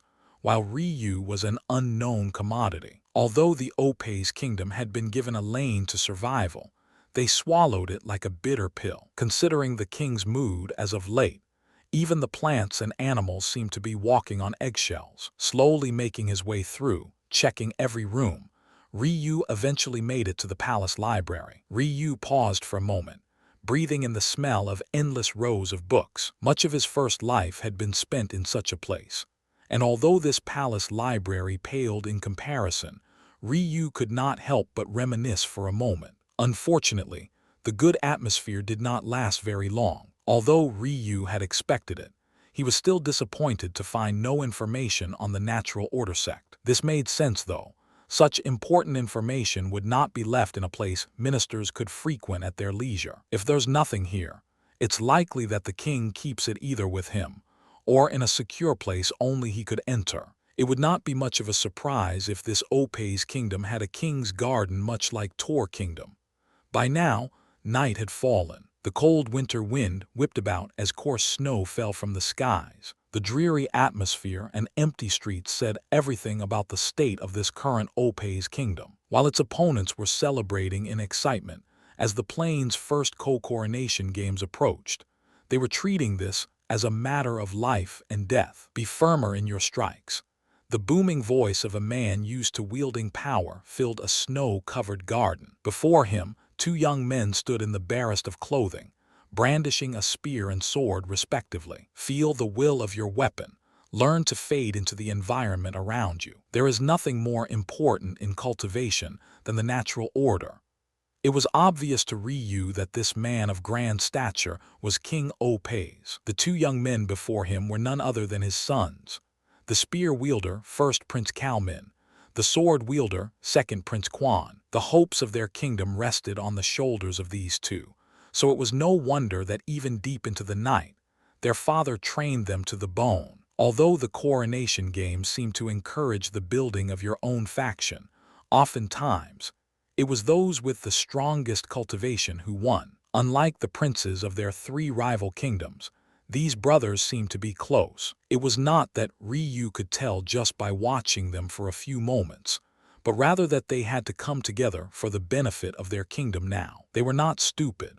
It was obvious that if they experienced in fighting, their slim chance of victory would only grow further out of reach. Ryu watched these scenes silently until the two boys, barely a few years older than him, collapsed. He could not help but absorb some of the king's constant propaganda about the natural order, though he found it odd that he would speak such words so freely despite. It was for this very reason his sect was destroyed. A while later, the king carried his sons away. It was only then Ryu gained the ability to move freely about the garden. This is so odd. Why is this place almost identical to the garden attached to that man's study? Of course, that man Ryu referred to was King Tor. Everything he could see matched up perfectly, even the oddly placed fountain in the far corner. Even after a few moments, Ryu could find nothing wrong with his senses. Other than the fact this king's garden had a bit denser kai than normal, nothing was out of place. Plus, for Ryu, who was so used to the kai density of the shrine plain, he almost did not notice this minute difference. It was not so shocking that his 1,000 years worth of memories were overriding his 14 years of experience here. However, this was a problem only normal individuals would muddle through. Ryu had access to something others did not: the first-ranked set of heavenly pupils. Ryu's eyes flashed open, a cold, silver-blue light piercing through the night sky. The truth of the matter was that the color of one's eyes were irrelevant to whether or not you had heavenly pupils. However, when facing experts of high cultivation, it was possible for them to sense the special nature of your eyes by looking into them. For Ryu, his eyes held the vicissitudes of fate and the depths of space. He gave those looking at him an unfathomable feeling, like they were looking at the expanse of everything in existence. When on the shrine plane, this effect was limited due to everyone's high cultivations, but on these lower planes, a person could lose their minds looking at Ryu. As such, he needed to be careful. Almost immediately, Ryu's eyes trained on the old gray fountain, sitting quietly in the corner. Previously hidden formations spun to life, etching complex ancient symbols into the air. This language is from the sky god era. However, there are small portions that contain inspiration from the golden era, but are too novel to be counted as such. I assume that these are from the so-called current martial era.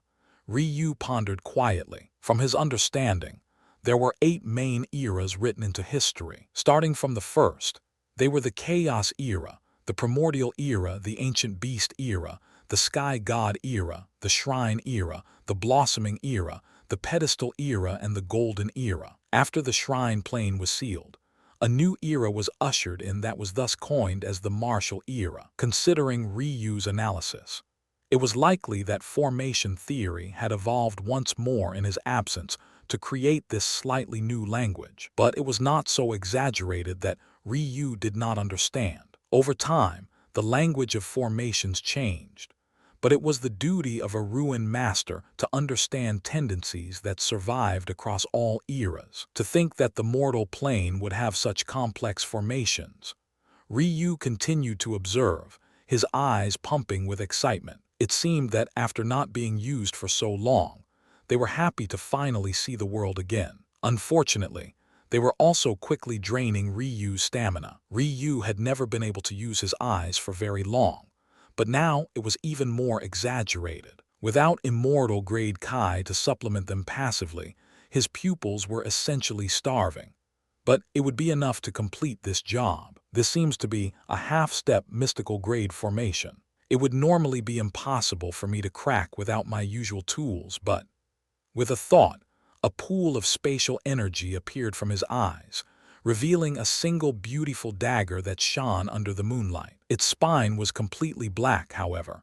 Its jagged edges were a see-through crystalline blue, making it seem like more of a work of art than a blade. Truth be told, if someone of this mortal plane heard Ryu analyze this formation as a half-step mystical grade 1, they would either sneer at him for his stupidity or pass out in shock. One had to understand that mystical grade formations were the likes of which the largest sects of the immortal planes used to protect their most priceless possessions. Even if this one was still technically a step shy of that, this was still the mortal plane. Ryu did not think much of it though.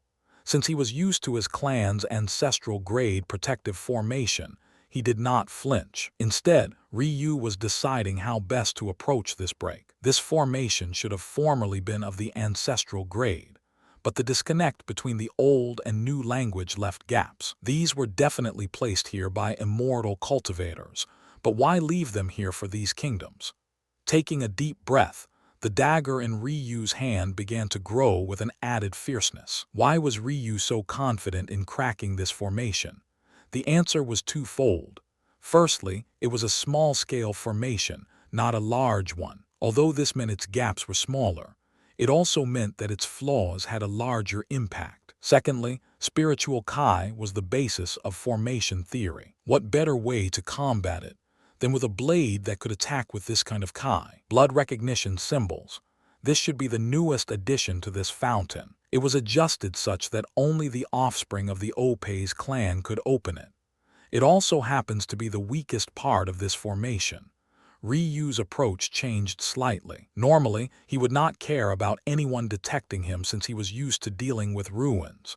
But this case was slightly different. If the immortal cultivators who placed these here found out, matters could become troublesome. Just about 3 hours later, a sweat-soaked Ryu pushed his blade forward one final time. Like an expert lockpicker, his hands remained and controlled, moving his tools to a concentrated rhythm. He was tired and his body ached. Even his spiritual kai had run dry multiple times, further slowing the process. But his diligence was rewarded. The gray fountain slid back without a sound, revealing a set of stairs below. After checking to make sure there were not any more hidden formations, Ryu made his way down, the fountain closing above him. Ryu followed a long and dark corridor, but there seemed to be a blue light waiting at its end. As expected, this blue light opened to a large inner space totaling about 50 meters in width and length, plus about 15 in height. At its center, a square pool with a depth Ryu could not calculate sat, filling the air with pure spiritual kai. Under normal conditions, this would have been an absolute shock.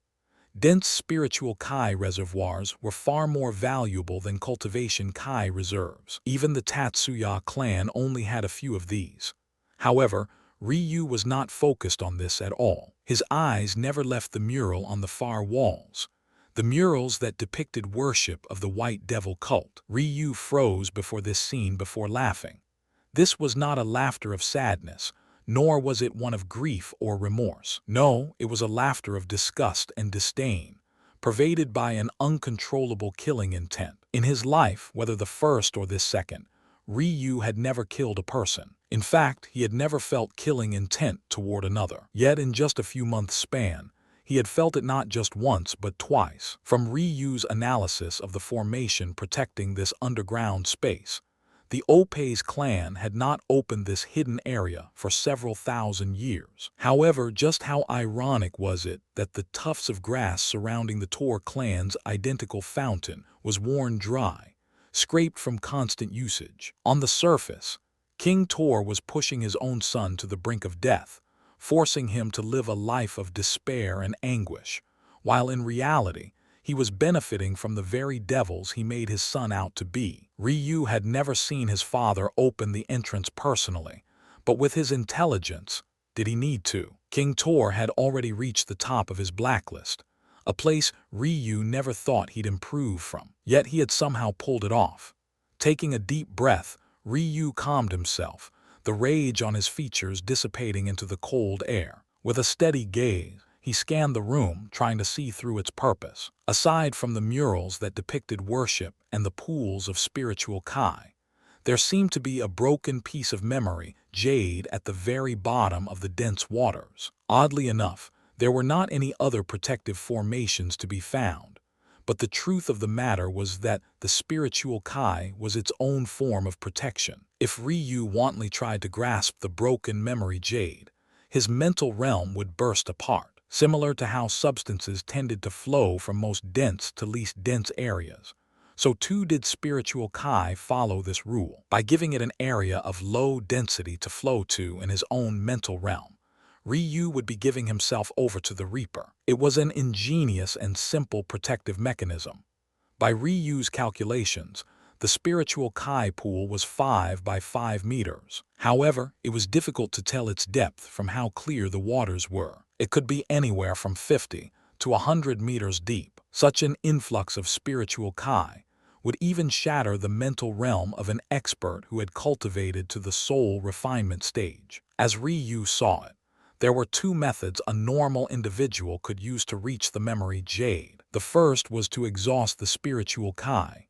Over time, the kai would eventually dissipate. In fact, this was already happening considering the fact there was about a 10-foot gap between the edge of the pool and the water's surface. One could also speed up this process by cultivating one's mental realm near this source. Once the level of the spiritual kai lessened to an adequate degree, the memory jade could then be retrieved relatively painlessly. However, this would take a very long time, millions of years potentially. The second method was one always available in the martial world, and that was to simply be more powerful than the protective mechanism could withstand. If one was at the soul quintessence realm, even if this pool was 10 or 100 times deeper, it would still be child's play. Obviously, Ryu had none of these options available to him. He had only just begun his mental realm cultivation, and could not even be considered to be at the true spiritual entrance realm. I do not have the time nor the strength to use a third method, Ryu thought to himself. Looking around, he smiled lightly. I will be back. Ryu leapt across the pool, using the northern heavenly wind to clear the 5-meter distance with ease. Making his way to the white devil mural, his large hands glided across its surface before almost coincidentally pressing downward. The sound of shifting mechanisms creaked beneath Opei's palace. It was clear that this hidden path had not been used for several thousand years.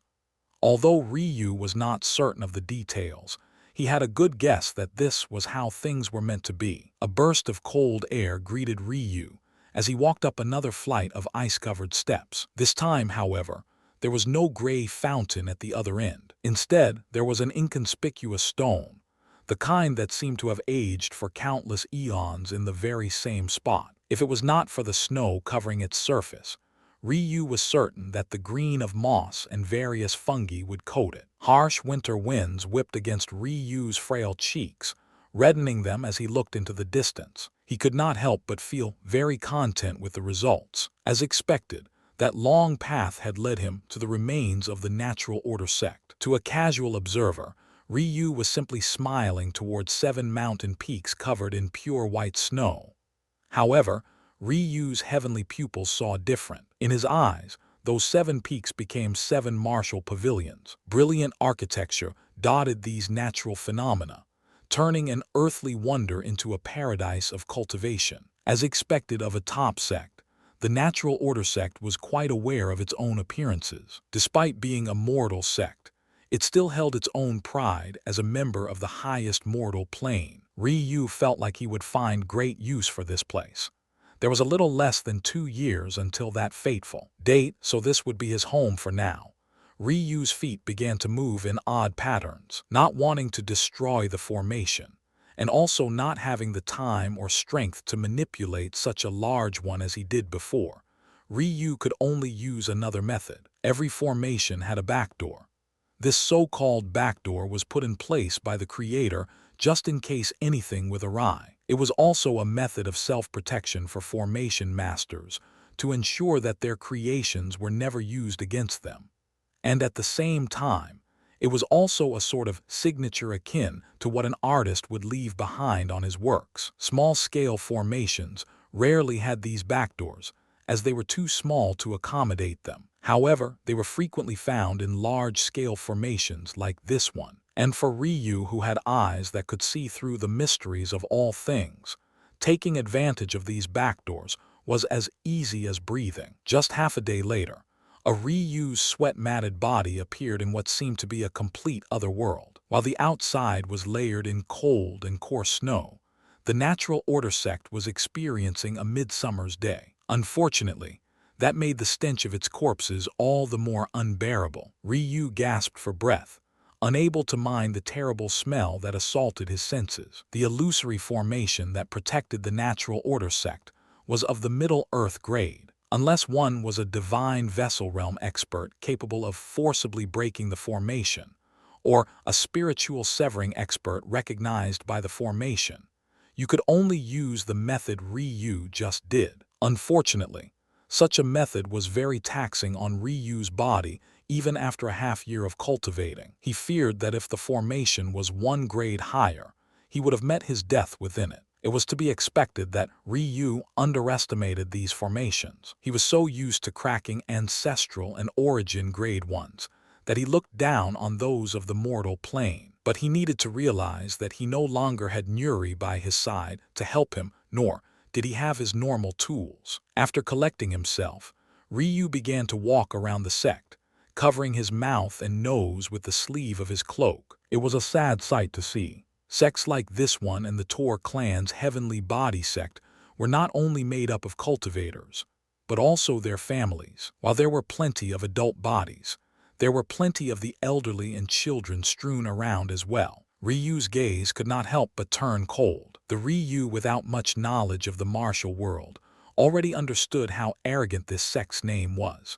So it was obvious that the current Ryu understood even more so. The natural order was arguably the more important aspect of cultivation. While there were three paths to increase one's strength, the mental realm, the Kai realm, and the body realm, the natural order encompassed all three of them and referred to a study of heavenly laws. As far as Ryu was aware, the natural order came in two forms.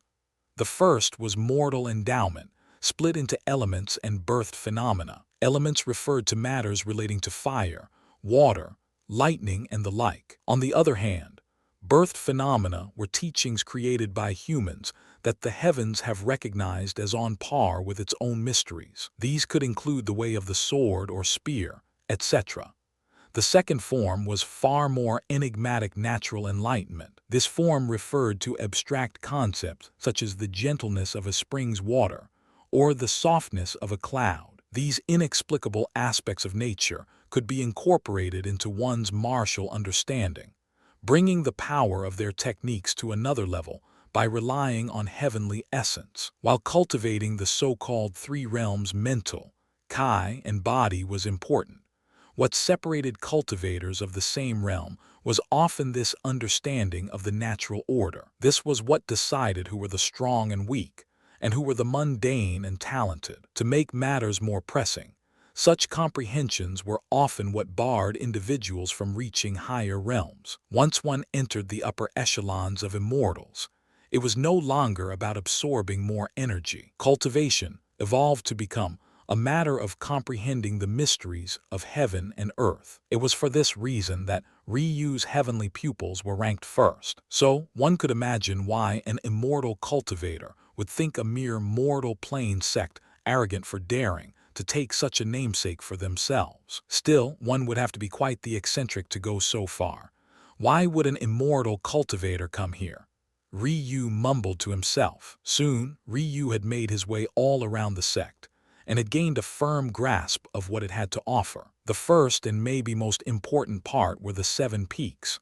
At the top of each of its mountains, there lay a martial pavilion. Respectively, they were known as the fire, earth, wind, water, lightning, weapons, and human pavilions. While the first 6 are self-explanatory in their specialties, the human pavilion was more nuanced. This was where Ryu assumed the healers, raffiners, and formation masters of the sect came together. Each martial pavilion was separated into hierarchies, with higher levels corresponding to higher ranks. Eventually, the very top of the peak would be reserved for the pavilion master, of which the human pavilion had 3. Obviously, the human pavilion was the largest of the 7 peaks, not only because it had more disciples and masters, but also because it was the hub of the sect. Unfortunately, this also meant that this place had the most dead bodies and the worst stench. Although Ryu had expected it, he was surprised to find that the immortal cultivator really had not taken anything. He knew that an immortal would likely look down on the things that were here,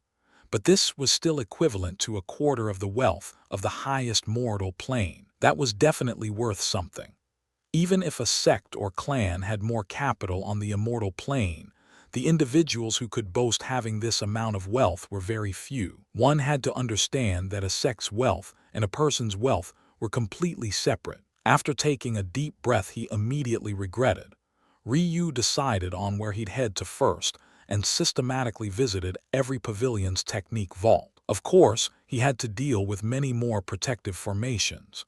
So it was not until another week had passed that Ryu collected every cultivation and martial technique the sect had to offer. Soon after, Ryu found a secluded place away from the stench. He assumed that this hidden peak was the personal residence of the sect master and elders. Because of the height their cultivation had reached, their corpses did not give off the same stench. Ryu fell into a deep state of meditation as he sat before a beautiful scene. The Kai here was far denser than his father's king's garden by at least 10 times. The small lake of water spanning just about 200 meters in every direction gave off a heavenly and relaxing fragrance. Finally, the various colored memory jades that lay on the green grass reflected the orange and red hues of the slowly setting sun. The ambience was quite comforting. The path a cultivator starts with was highly important. However, where Ryu's issue laid was in the fact that he was too talented. With 4 ancestral bloodlines within him, He was capable of following paths of fire, ice, and lightning to their absolute extremes. This did not even mention the abilities of his meridians and bone structure that laid even outside these aptitudes. Even still, there was another matter Ryu was still considering.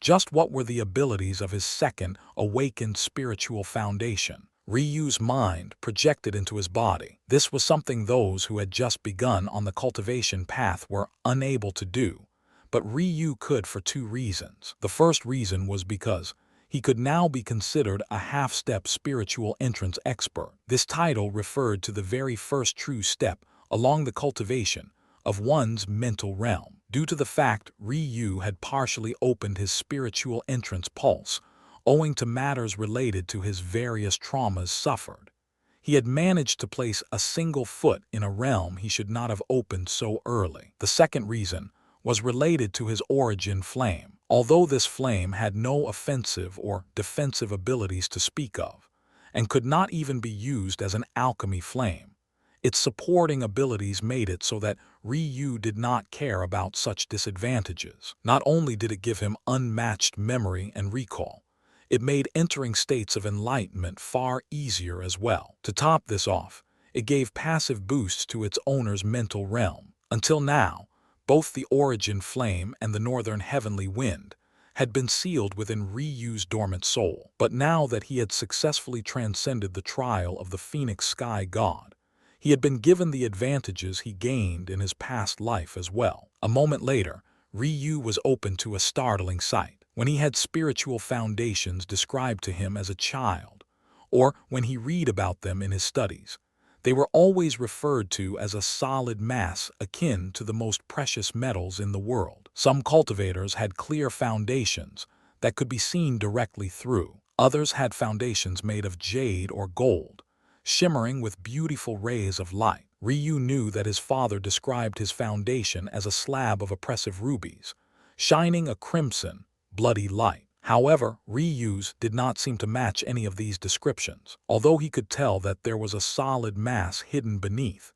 his foundation was a sea of white flames. Not only did it not fit the description of the spiritual foundation, it also did not perfectly align with what Ryu knew about Phoenix flames. As far as Ryu was aware, there were three flames of the Phoenix clan. The first was the ice flame, the second was the rebirth flame, and the last was the dark flame. Respectively, these natural wonders colored blue, red, and black.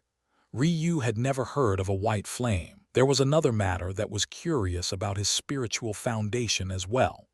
Depending on grade, one's foundation varied in size. A common grade foundation would be about a half-meter across at awakening. This diameter became 1 meter for a black grade foundation, before increasing by 1 meter for every above grade, until the 5-meter diameter of the ancestral grade was reached. One might think that these values were too small of a difference between grades, but do consider for a moment that these are the sizes upon awakening. According to the mortal realm, there were 8 more rites preceding this first awakening, and now that Ryu had awoken his memories, he knew that there were actually 13 rites total. For every so-called rite a cultivator succeeds in, their spiritual foundation will double in size. One can see how these small differences in the beginning can very quickly become an insurmountable gap. It is also easy to see at this point why Ryu would be shocked that his spiritual foundation was 10 meters across. This is the power of a second awakened foundation,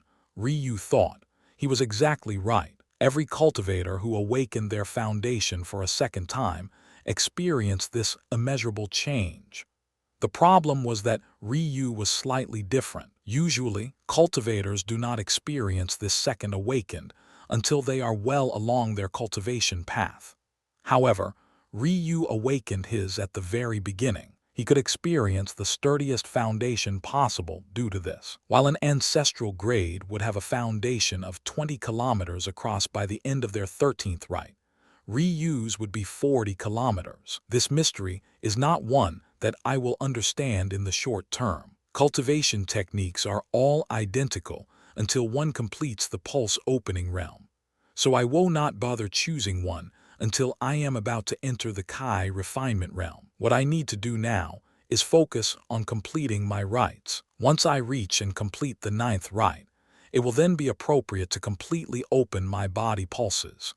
Without hesitation, Ryu ignored the memory jades before him. Instead, he focused entirely on his martial forms and succeeding in his rites. The truth was that Ryu knew next to nothing about cultivating higher realms, but he had been drilled again and again about the so-called perfect entry. This perfect entry referred to the best way to lay a foundation for a young cultivator, and was something Ryu learned as early as he could begin practicing his martial forms. This perfect entry was also the reason why Ryu delayed his cultivation to practice his forms for half a year. His first task was to reach the limits of his mortal body. On the shrine plane, he had accomplished this before he reached 7 years old. It was not until after his ceremony failed that he stopped and allowed his body to reach a frail state. Training with Granny Miriam helped this along, but it was not enough. The reason reaching the limits of the mortal body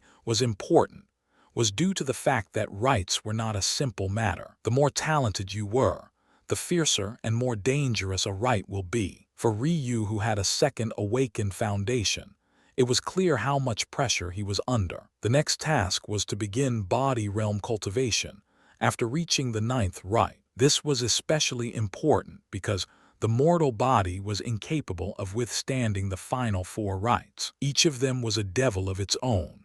It was to the point that unlike the formerly unnamed 9 rites, the 10th, 11th, 12th, and 13th all had monikers of their own. To enter the body realm, one also had to open pulses. Each of the 3 realms had their own set, combining for a total of 13. Those of the Kai realm were known as the 6 heavenly Kai pulses. However, they could not be opened until one completed their rites. Once one opened a Kai pulse, it was impossible to go back and finish rites. Pulses of the mental realm only totaled 1, so it had its own namesake, the spiritual entrance pulse. Finally, pulses of the body realm were known as the 6 heavenly body pulses. It was the opening of these pulses, 2 of which were located in the spine, and 4 of which were located in the heart, that allowed one to survive the final rites. Even as he went over these matters in his mind, Ryu felt a surprisingly thin barrier shatter as cultivation Kai surged toward him. He had begun his 2nd rite. Ryu grit his teeth slightly as his body began to undergo another wave of refinement. Why was the spiritual foundation so important? It was because it was through it that cultivators communicated with the heavens. When a human cultivator was born, they would be gifted with a set talent. But how could a baby boy or girl withstand such valiant potential? Their bodies are too frail and their experience too thin. As a result of this, humans evolved to have a sort of stopgap measure. Spiritual foundations were able to act as a lock and key, storing away a body's potential until it was ready to accept it. For Ryu, who was born with a seemingly impossible ancestral great circle, a term used to refer to one born with ancestral grade talents in all 4 pillars, this was exceptionally important to him. At the same time, though, the pain he underwent was manifold that of his peers. Ryu's ancestral grade meridians roared to life, accepting the baptism of his foundation and shearing apart to rebuild themselves once more. According to Ryu's parents, he was born with chaotic silk meridians. If one peered into his body, it was possible to see his meridians being destroyed and rebuilt by lines of spinning black silk. As is known by practically everyone in the martial world,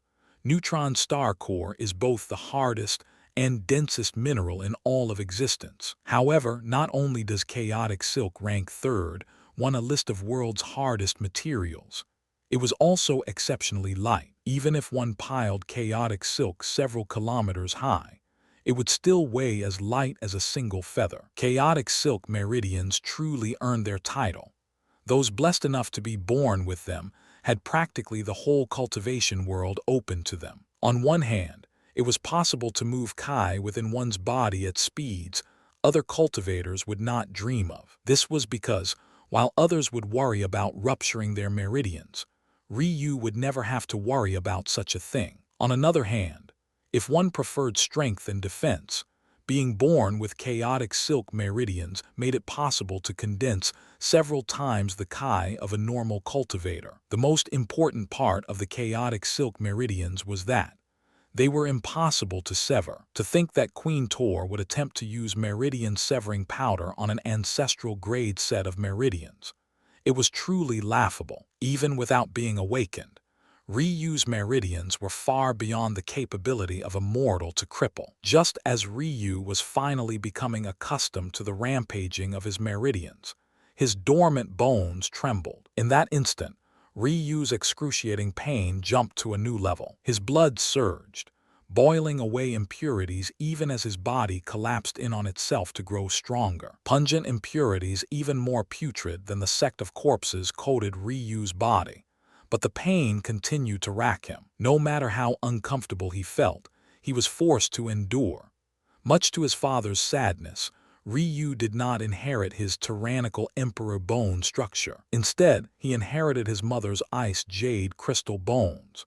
It was for this reason that Ryu's body and features seemed carved of ice. He also had this bone structure to thank for his handsome features. If Ryu inherited from his father instead, even if third concubine Leilani was 10 times more powerful, she would not have been capable of breaking Ryu's ribs. This aside, although Ryu lost in strength and durability, he gained greatly in recoverability and dexterity. Those born with the ice jade crystal bone structure were blessed by heavenly energies. Not only did this allow them to cultivate faster, it also allowed them to heal much quicker as well. At the same time, this blessing by the heavens made those with this body structure loved by nature. As a result, heavenly treasures that had gained sentience were less likely to be hostile or hide, and beasts felt comfortable around you. Hours later, Ryu collapsed.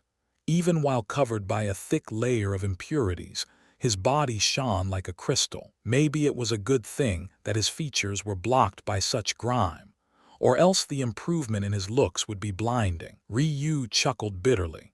To think just the second right would be so painful. Pulling himself together, he discarded his now ruined beast fur clothing, inwardly praising himself for having put his cloak away ahead of time. Then he began to bathe in the spiritual lake before him, something that the upper echelon of the natural order sect would have coughed up blood seeing. In the following 3 days, Ryu reaffirmed his foundation, practicing his martial forms to his peak abilities. Even after just the second rite, their rate of improvement was astonishing. Just one example was his Ice Phoenix martial form. Before, he could only inhale the air within a meter of himself instantly, but now he could do so for 5 meters. Like this, Ryu's bitter training continued. With his talent, if he had the mind to do it, he could complete all 9 rites in one fell swoop. He experienced practically no bottlenecks. The moment he communicated with his spiritual foundation and nurtured it, it seemed to jump forward eagerly on its own, but he had to hold back to reaffirm his foundation. Luckily, because he had spent 6 months honing his martial forms, it only took him 3 additional days every time. In just 1 month, Ryu completed his 9th rite. Truth be told, he looked like an immortal already. His features that were previously carved in ice became more perfect, his jaw strengthening and his nose sharpening. On the other hand, it was good news for Ryu that his lightning killing and fire dragon bloodlines did not allow him to become too feminine. Instead, his stature grew to just over 2 meters tall, his shoulders and back widening. Because he had given up on making himself new clothes due to the constant growth and impurities, his body sparkled under the sun. He really did look more like an ice statue than a real man. Now, Ryu felt like he was ready. He knew that entering the body realm would take more time, not because he was lacking talent, but because the hurdles were simply higher. This was the perfect time to begin practicing martial techniques. Ryu wanted to keep these matters simple, but he did not want to choose at random either. He needed a movement technique to supplement his heavenly wind, a defensive technique to make up for his frail bone structure, and he needed to decide what offensive path he would take. Would he become a master of palms, of the finger or fist, or would he choose a weapon? The whole world laid bare for Ryu, each path eagerly awaiting his decision. Ryu's breath became peaceful, yet cyclones of visible wind entered his lips and nostrils before beaming outward in a strong stream. The more he thought about which path to take, the more confused he became. First, there was his grandma Kunan. She was an absolute master of the palm.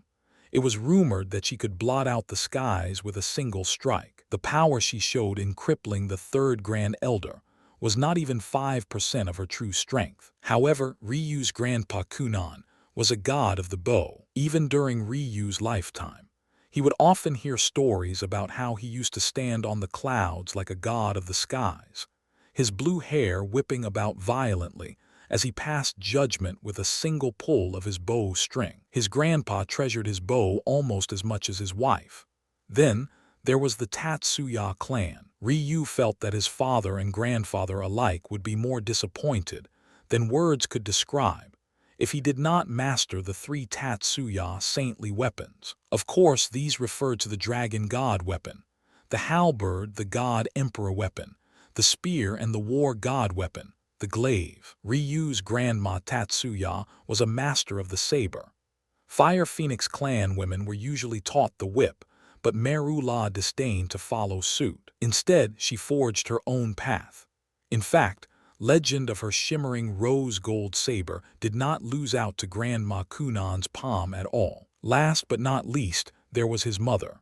After Himari was born, her mother and father thought it would be a shame if she could not make full use of her bone structure. Although she had great potential along the palm and bowman paths, they allowed Himari to forge her own. In the end, Ryu's mother chose the most difficult of the weapon paths. This so-called most difficult path did not refer to a specific kind of weapon, or weapon length, or weight. Instead, it referred to a particular form.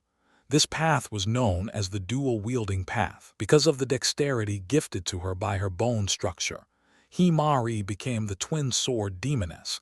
Neither one of her blades fell behind the other in either speed or power. Obviously, Ryu could not choose all of these paths, no matter how much he wanted to pay homage to his lineage in its entirety. Attempting to become a master of all always ended in becoming a master of none. In a world where comprehending the natural order was so important, Ryu needed to maximize his talent, not dilute it. The first choice Ryu made was to take a first step along the path his mother chose. Since they shared the same bone structure, he would be wasting his talent if he did not make use of it. There was a reason dual wielding was so difficult. Even for immortals, one would be born with a dominant hand. Not only would this hand be less awkward to use, but it often had wider and more robust meridians as well. Training one's offhand would require a lot of effort that did not always bear fruit. Even for Ryu's grandmother who practiced palms, the strike of her right palm had always been more powerful than her left. However, all of these problems disappeared into the ether for Ryu and his mother. Their bodies were born with perfect flexibility and dexterity. Now that Ryu had gone through 9 rites, he could feel the flawless balance of his body. It was this symmetry that nature loved so much. Still, even after picking this path, Ryu remained undecided. Should he learn the twin swords as his mother did? Was it even possible to dual-wield something that was not a sword or saber? But he was a Tatsuya clan heir at the end of the day. How could he disappoint his father and grandfather? Although his grandpa was a very quiet man, he always showed his love by his actions. Ryu did not like the idea of letting him down. He had already done so once. He could not do it again. Ryu's jaw clenched. Even if it's impossible, I must try. Dual-wielding two-handed weapons is a fool's dream. But I, Ryu Tatsuya, will do it. With a thought, Ryu's body flashed. Even without a movement technique, his speed was blinding. Since his body was far stronger now, it of course followed that he could use his heavenly wind in a more unbridled fashion. Moments later, Ryu reappeared within the human pavilion, scanning a large room filled with weapons.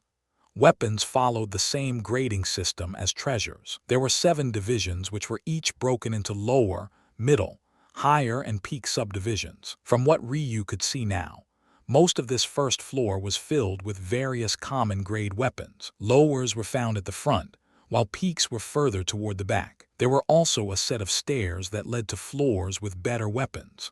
However, Ryu did not go there just yet. When one was within the first two cultivation realms, the awakening and pulse opening realms, it was only possible to use common-grade techniques. Following this line of logic, it was also impossible for one of these two realms to pull out the full potential of a weapon above of the common grade, until Ryu entered the Kai refinement realm.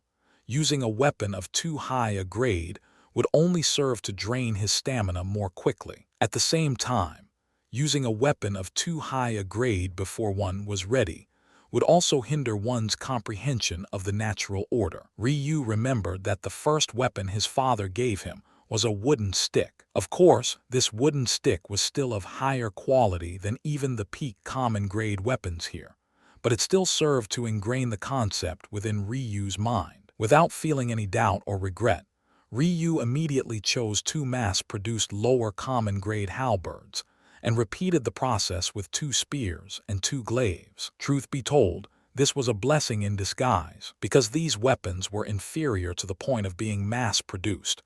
Ryu did not need to worry about imbalances. The pairs of weapons were more or less the same weight, balance, and length. After completing this task, Ryu appeared within the pill storage rooms of the Natural Order sect. Taking a moment, he ignored the Kai realm pills to find a set of body realm ones known as blood-congealing pills. These pills agitated one's blood and forced it to coalesce. Doing so pushed out impurities and also made attacking body pulses much easier. Of course, Ryu did not need these pills for forcing out impurities. His rites could do that. Plus, his bloodline was of the ancestral grade, and thus was near a realm of perfection already. These mere 40% pure pills could not hope to refine it, but they could help him enter the body realm. Ryu sat in meditation, adjusting his state to its peak level. Before him sat 6 pill bottles, each with 20 or so blood-congealing pills. There were far more of these, several thousand in fact. However, Ryu had no interest in them.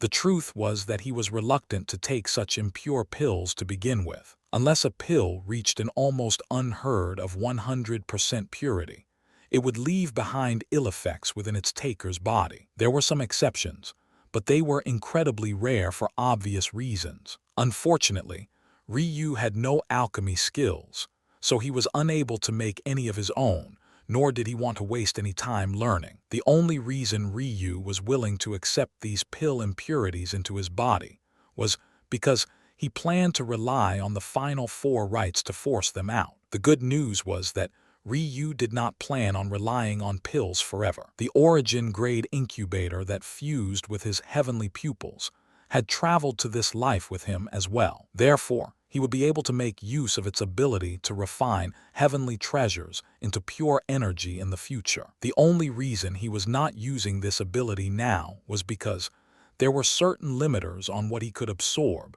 due to the fact the Natural Order sect was lacking in body realm type spiritual plants. There was another method of improving in the body realm as well, but it was far more dangerous. In the martial world, beasts of this era evolved differently from humans. Instead of being born with spiritual foundations, they were born with spiritual roots. These roots gave beasts all sorts of hidden abilities from birth, and was also where they stored their cultivation. Essentially, the spiritual roots would absorb Kai and dispense it to the body via its various connections to the beast's meridians, blood vessels, muscles, etc. When one killed a beast, drinking or soaking in the blood of the spiritual root was highly beneficial to cultivating the body realm. It was also possible to directly refine or eat this root, although the process would be far more dangerous and taxing on the body. Ryu suddenly stood, swallowing a blood-congealing pills.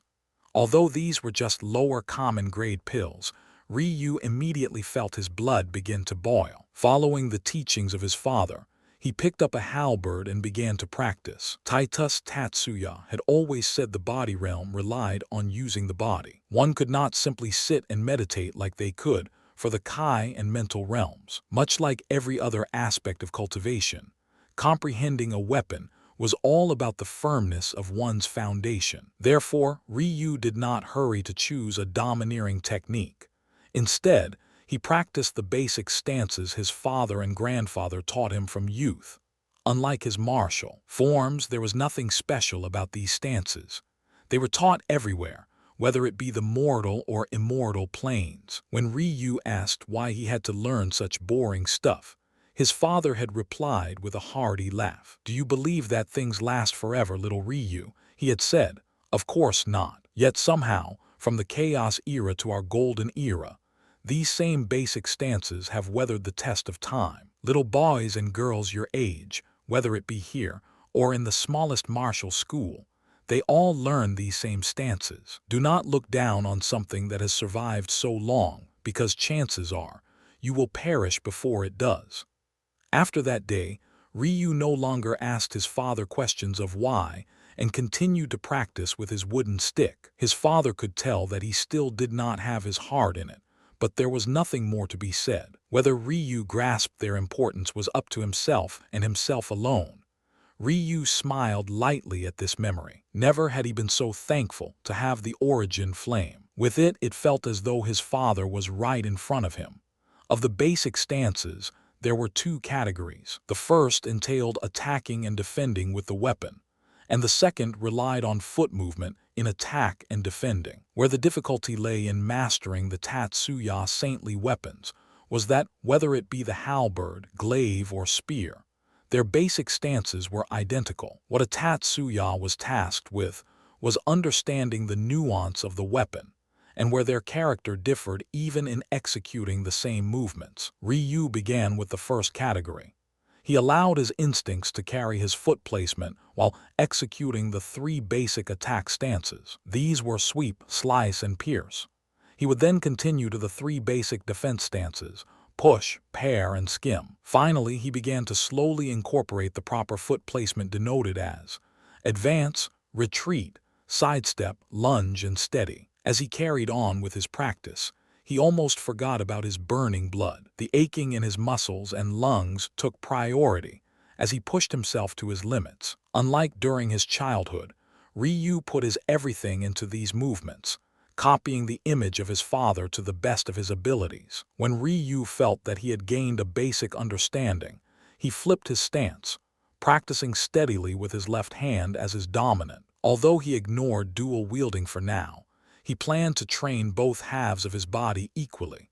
Only in that way would he be prepared for future steps. Although Ryu was only faintly aware of it now, the origin flame was making its presence felt. With a thought, he had slipped into the first meditation stage, simply known as meditation state. Once he began to fuse the proper footsteps into his movements, he slipped into the second state, breath of earth. If Ryu had been conscious now, he would be in awe. Breath of earth was a state he could only maintain for a few seconds at most in his previous life. Yet he had already held it for 30 minutes already. Ryu's congealed blood raged, and his ancestral-grade talent began to shine through. Even after just a single pill, his blood surged, attacking the first body pulse within his heart. In that moment, Ryu's body reddened. Combined with its original ice sculpture-like appearance, Ryu looked like a piece of heavenly glass being refined by a holy fire. His body glowed fiercely, the speed of his blood reaching such a height that it could be heard from several meters away. His heart thumped. Then an audible breaking sound snapped through the air. Ryu remained in an enlightened state. What should have been a very painful process was akin to a breath of fresh air to him. Impurities of his body forced themselves out, but Ryu did not notice as his arms continued to swing without pause. He lunged forward, piercing through the air. A moment later, he seamlessly retreated, pushing the butt of his halberd away from himself, and he sunk into a stance immovable as a mountain. An ancient aura seemed to seep from his body. He had touched upon the first barrier to mastery. Almost a month later, Ryu continued to practice the same basic stances. Other than to eat, he never stopped. Although his Kai realm cultivation was not deep enough to go without sleep, his mental realm cultivation was. despite only have a half foot into its first step. By relying on this, Ryu was able to stay awake for weeks at a time, something that should not have been possible until he became a Kai refinement expert. However, this month was not without its problems. For techniques, their level of mastery was denoted by the so-called 4 levels of mastery. These were small success, large success, great success, and circle of perfection. For someone with Ryu's talent, especially with the help of the origin flame, he should have already reached the circle of perfection after a month of training the same movements, especially since these basic stances could not even be considered of the lower common grade. Yet he was stuck at the barrier to small success. This realm was so pitiful that it was not among the 4 levels of mastery, and was simply known as the entry level. That said, with Ryu's intelligence, he also understood the reason why his progress was so slow. For the past few weeks, he had not been trying to perfect the basic stances using his own interpretation of them. Instead, he was relying on the images of his father and grandfather. What a Tatsuya man would denote as small success was not something those of the lower planes could fathom. This was especially so for Ryu's grandfather, whose level was even beyond that of his father. This sort of visual training was impossible for others, but for Ryu, who had a perfect recall of events thanks to the origin flame, he could rely on the comprehension of his family to improve himself. The only drawback was that the requirements for himself were also of an otherworldly level. For perspective, if Ryu were to use the standards of this higher mortal plane, he had already exceeded their circle of perfection realm by more than 2 times. The strokes of his halberd, spear, and glaive were already comparable to a perfected higher common grade technique. Ryu's movements began to slow. Soon, the blade in his hand inched forward at such a snail-like pace that it seemed he was not moving at all. However, the beads of sweat that fell from his perfectly sculpted body told a different story. He focused his everything into understanding the smallest of twitches. Every time the image of himself and his father did not align, he adjusted, repeating this again and again for hours on end. Another month later, Ryu emitted a heated breath, causing the 10-meter radius around himself to become filled with a scorching fog. Although he still had not breached the small success barrier, he had opened 4 of the body pulses within his heart. Now, only the 2 within his spine remained. However, these were even more dangerous to open than the previous 4. Ryu did not dare casually attack them with these mere 40% pure pills. It's a shame that I had not awoken to the true abilities of my heavenly pupils when father and grandfather taught me these stances. Ryu lamented to himself. If I used their ability to see through all things, I would have already reached small success by now. Ryu shook his head. He had reached the limit of what he could do here.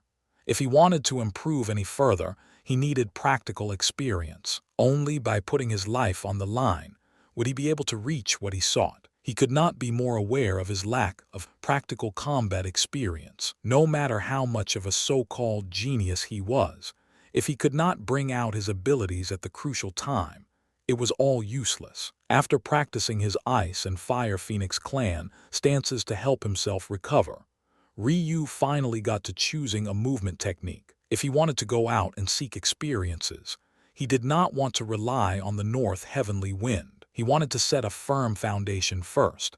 Only then would it be appropriate to use. The range of techniques the Natural Order sect had was quite impressive. Aside from their attributeless and second profession-related techniques found in the human pavilion, they had a whole host of pavilion-specific techniques among their other peaks. Common-grade techniques were the most abundant, numbering at just over 700. For Ryu, who had not entered the Kai refinement realm yet, these were the techniques he was limited to. But surprisingly, there were also just over 80 or so black-grade techniques, and this small sect actually had 6 earth-grade techniques. Although these earth-grade techniques were all monopolized by their upper echelon. As expected, the reason there were so many common grade techniques was because most of them were lower grade, making them practically trash. If Ryu focused on just the peak common grade techniques, there were less than 30, of which Only 3 were movement techniques. The trouble with common-grade techniques was that they were the most prone to having imperfections. Many were created casually by pseudo-experts and were riddled with potential potholes for cultivation deviation. Usually, the largest sects would weed out the most dangerous of these techniques and leave behind those that would do the least harm. However, small sects had no such choice. This left their disciples playing a game of Russian roulette with their meridians. Although Ryu's meridians were inseverable, one had to understand that meridians acted much like blood vessels. They were interconnected with many important organs of the human body. Even if his meridians did not suffer, his far more fragile innards would. Luckily, Ryu had a cheat. With his heavenly pupils, he was able to see through the flaws of techniques. Coupling this with the added enlightenment given to him by the origin flame, creating novel solutions to these flaws would only be a matter of time. In the end, Ryu chose a technique titled gliding cloud steps. He chose this because it not only matched the concept of his heavenly wind, but it was also had great hidden defensive capabilities. It was not just a technique about speed, but also contained concepts of the wind, one that reaches. The circle of perfection in this technique could be akin to a feather in the sky, capable of dodging attacks simply by making use of their air pressure. Ryu did not rush to begin practicing this technique. Instead, he sat upon a large rock he had been using as a meditation stone and calmed his breathing. In the next moment, a strong wang sound emitted from his dantian, as a holy light began to emit from his body. Unlike the previous 9 rites, the final 4 were a monster unto themselves. Each were given their own namesake, allowing geniuses who surpassed their trials to puff out their chests in pride. After surpassing the 4th pulse of the body realm's pulse-tempering realm, Ryu had finally decided it was time to attack the rite of limitations. Ryu roared into the skies, unable to withstand the restructuring of his body in silence. The rite of limitations earned its namesake for a reason. This rite was meant to push past what one's innate talent was capable of. Although the heavens seemed to be unfair, gifting some talent and ignoring those without, this is not entirely the case. There are many stories of those with poor talent ascending to the top of the martial world purely through their own perseverance. Why was it that one's mental realm was so important? It was not just that cultivators must live for a long time, and thus must have strong spiritual kai in order to not lose themselves to madness.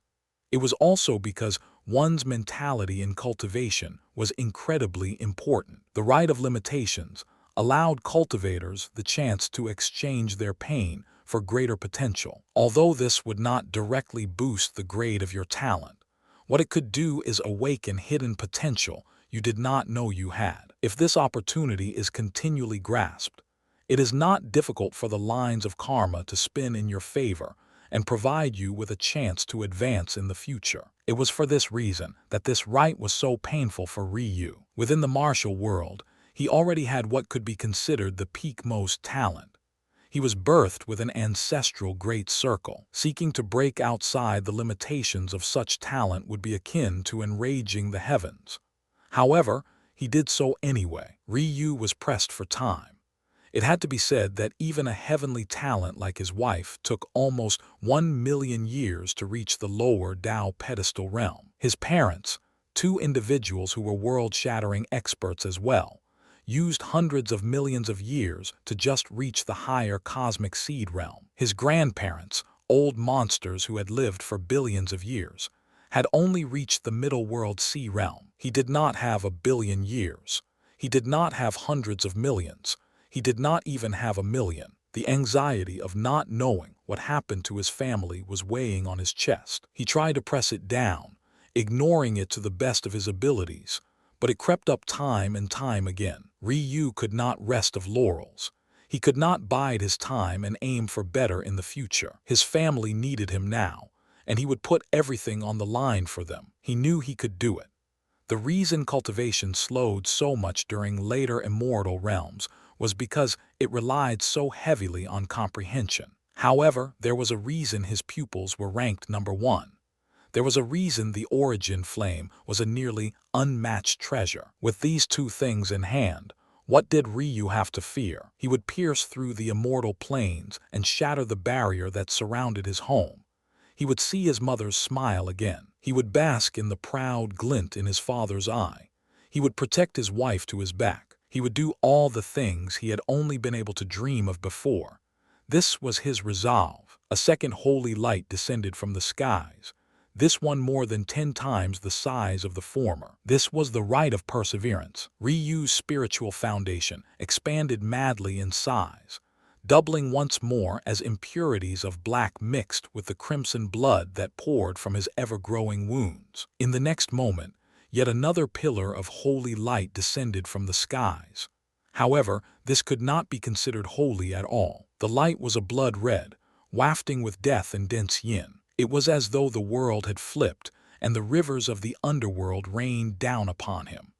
This was the rite of death. If Ryu's parents could see him now, they would have been shocked into a state of horror. Before Ryu turned 7 years old, his father and mother had implored him to never attempt this 12th rite. With his talent, it simply was not worth it. What need was there for someone of the ancestral great circle to put their lives on the line? It was simply foolish. Ryu laughed into the skies as this red light descended upon him. The higher mortal plane shook under his madness. Not a single soul missed the sight of this crimson pillar of light. Almost all his life, Ryu had been cold and withdrawn. However, there was a time when he was a bright-eyed little boy with a smile that could light up the world. His little chubby cheeks and large, watery silver eyes were once the sun that lit up the otherwise bland Tatsuya clan palace. Unfortunately, his hardships had changed him. He always had loving parents around him, but he felt that he was not enough. Everything was perfect, but himself. This sort of mentality turned him into what he was. He did not dare to fight against fate, because it seemed selfish to do so. He had everything in the world, so what if he missed out on this one thing? He would live a short life with his head held high. This was the old Ryu's resolve. However, it was then that the lines of fate began to change. The tides of the Tatsuya clan's superiority seemed to be shifting, and everything pointed toward their eventual collapse. It was at that point that Ryu realized that fate was not magnanimous or fair. It was not all-knowing or perfect either, since it could dare to cause hardship to his loved ones, people who had loved him despite his faults. How dare it flaunt itself before him as it pleased? A look of recklessness took over Ryu's emotionless features. His face was bloodied by his sheared skin. Bruises of black and blue coated him, making it clear that his inner body was just as devastated as what could be seen on the outside. And even his pure white hair became coated in crimson liquids. He looked no different from a demonic emperor descending into the world. He looked up into the skies, his silver eyes opening with a fierce glint. Their light seemed to pierce through the pillars, reaching into the skies and attempting to scatter the clouds above. I no longer fear death. Ryu's voice was resolute, filled with the roar of a Tatsuya man. Fate will never chain me again. The clouds in the skies trembled, flashing with arcs of golden lightning as Ryu's tenacity reached a new height. Come, rite of origin, 2 pillars of white light, 1 pillar of crimson light, and finally, 1 pillar of golden light to shatter them all. Ryu practically felt as though his body was shearing apart at the seams. Although he had felt similar type of pain going through his previous rites, and even while opening his body realm pulses, this was on a level he had never experienced before. The very same Ryu who, as a mortal, did not make a sound even while being tortured by a spike-filled beast tendon whip, could not help but roar toward the skies in agony. His spiritual foundation doubled in size, then quadrupled. The danchin it recited it shattered apart completely, trying its best to reconstruct itself, but failing miserably as Ryu called upon rite after rite. Suffering through a single one of the named rites was already a matter of life and death, but to face all 4 at once was nothing short of suicidal. However, even with how intelligent Ryu was, he still did this foolish thing. When he was improving his body realm, Ryu suddenly came to understand something. Without a body realm cultivation technique, Opening his body pulses would have minimal effect. The truth of the matter was that even after opening 4 body pulses, the strength he gained was disappointing. Although he was certain that there did not exist a pulse-opening expert who was his match on this mortal plane, this was not enough to undergo these final rites as someone with an ancestral great circle. Plus, these were not the opponents he was aiming for. It was after realizing this that Ryu understood biding his time would no longer give him any benefits. If he wanted to defy the heavens, he had to firmly take this step forward without a single ounce of regret or hesitation. The white flames of Ryu's spiritual foundation surged forward.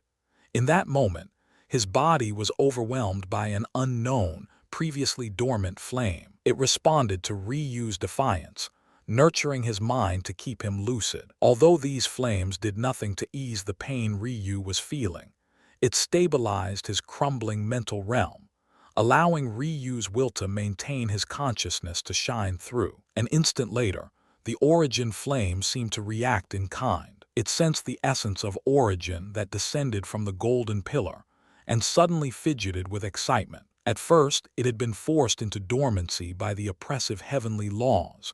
However, the mysterious white flames had shaken it awake.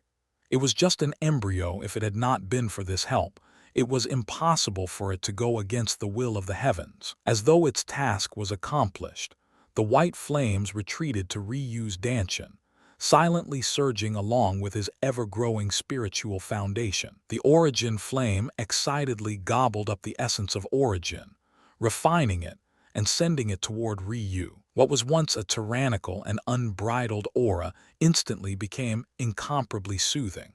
Impurities were forced out of Ryu's body in droves. They rolled off of him and the stone he sat upon, sinking to the green grass below and turning it a disgusting sheen of brown and black. Ryu's meridians expanded once more.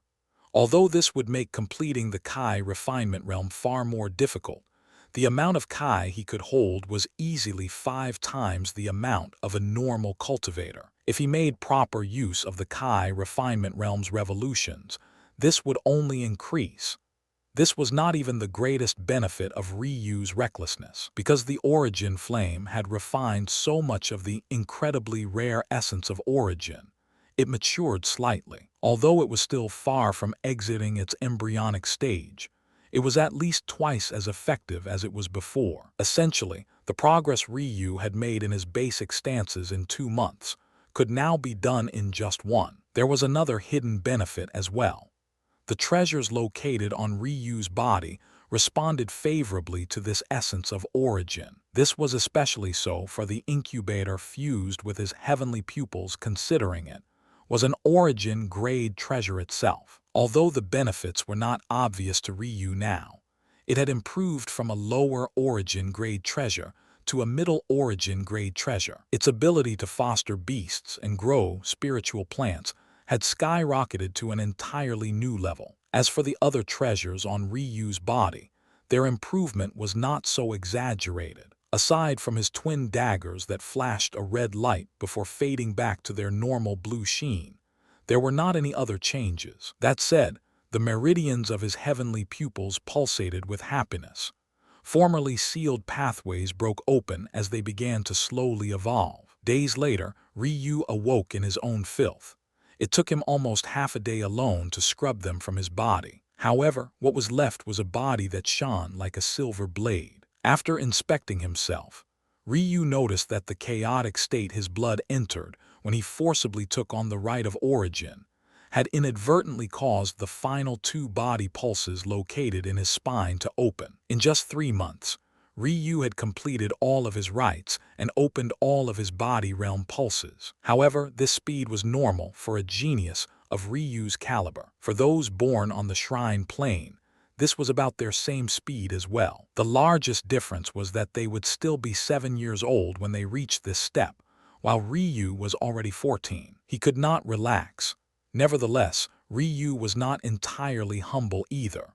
Those geniuses he referred to would have, at most, completed their 11th rite. Even his father and mother only completed their 12th. Ryu had grounds to be proud of himself. Of course, this was only because the talent of his mother and father was such that completing the 13th rite was unnecessary. It was for this same reason that they only expected Ryu to complete up to his 11th. Still, Ryu could not help but smile lightly. It seemed that ever since he awakened, his perpetual coldness was being chipped away at. With a thought, the wooden shaft of a 7-foot-long halberd appeared in Ryu's hands. His movements started slow and forceful before becoming quick and overbearing. The xiang sound of an illusory light flickered into and out of existence, but Ryu had slipped into such a profound state that he did not seem to notice. In that moment, Ryu's body glowed with a gentle light. He seemed to become larger than life before blending into still shining skies above. Ryu had stepped into the breath of heaven meditation state. The sparks of light became fiercer. Space around Ryu shivered and rippled, resulting from the faint image of an emperor appearing to his back. Ryu's lungs expanded, his arms swinging downward forcefully as the sound of a shattering barrier resounded. He had finally breached the small success realm. In a dense beast forest to the natural order sects back, an odd scene could be witnessed. A young man with long flowing white hair that almost glowed under the winter night's moon stood with a spear in his left hand. His right arm was firmly tied behind his back as he attacked the den of dire wolves before him. By now, only the den's alpha remained, its coarse black fur raising as it tried to intimidate the young man. Truth be told, it was at least 50% larger than a common horse. For the young man to remain unperturbed by its attempts was a shocking matter unto itself. The young man's spear shot forward like a pillar of light. If one ignored the fact he still held it in his hands, it was almost possible to mistake it for a star shooting across the skies. Neither the wet snow beneath his feet, nor the cold, piercing night's wind seemed to affect his strength. A roar of pain shook the dark forest as the den alpha suffered a blow to its glowing yellow eyes. In an instant, the young man shifted his position, his body becoming like the wind as the alpha's paw swings air gently pushed him aside. The den's alpha could not understand what was happening. It was a king of dozens of wolves. When it put its full power into a swing, how could a mere human treat it like a calm gust of wind? Unfortunately, it would never get its answer. The young man appeared below its large head, piercing upward with a seemingly bland martial technique that could not have been any more basic. Before the alpha could understand what happened, the light in its eyes dimmed just as the tip of the young man's spear exited from its lower jaw, through the top of its skull. The young man shook his spear lightly, tilting the wolf's body to the side to stop it from falling atop of him. A turbid breath left his lips, steaming the cold air. I can just barely use a 20th of my strength when restricted to one hand. If things keep going like this, I will never be able to dual wield and live up to father's expectations at the same time. This young man was none other than Ryu. It had been 8 months since he crossed into the small success realm of the halberd, and he had proceeded to do the same for the spear and glaive just days later. In fact, in this time, he had opened all 6 Kai pulses and surged to the peak pulse opening realm. It could be said that his gains were great, but he was wholly unsatisfied. Although Ryu knew his initial goal was a bit foolish and fanciful, he still wanted to make an attempt. But it seemed that infusing the will of a two-handed weapon into just one was a task too great for even him to accomplish. Ryu shook his head as he looked toward his bloodied spear. The moment he untied his right hand and held it as a two-handed weapon should be, his aura skyrocketed. It was almost as though he became a completely different person. The air around him trembled, and the faint image of an emperor appeared to his back. The illusory man was so vague that it was impossible to make out his features,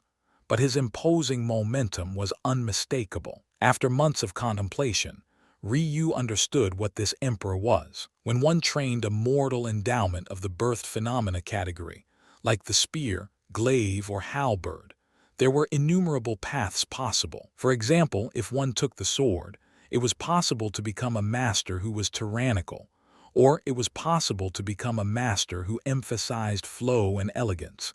Even further, It was possible to emphasize sharpness or speed. Each one of these paths had varying difficulties unto themselves, but some paths were far more refined than others, especially those passed on as an inheritance. As one might have guessed by now, the Tatsuya saintly weapons were such an inheritance. Although Ryu had never learned their core teachings, he was able to rely on the images of his father infusing this will into his basic stances to tap into it. There was a reason this branch of mortal endowments was known as birthed phenomena. If such an inheritance was practiced to a high enough level, it was possible to evoke a phenomena much like the emperor that floated to Ryu's back. The greater the inheritance, the more quickly this phenomena will make its presence felt. For Ryu to have just barely started cultivating, yet to have already evoked such a matter, it was clear how great the Tatsuya saintly weapon inheritance was. The trouble was that this inheritance was so great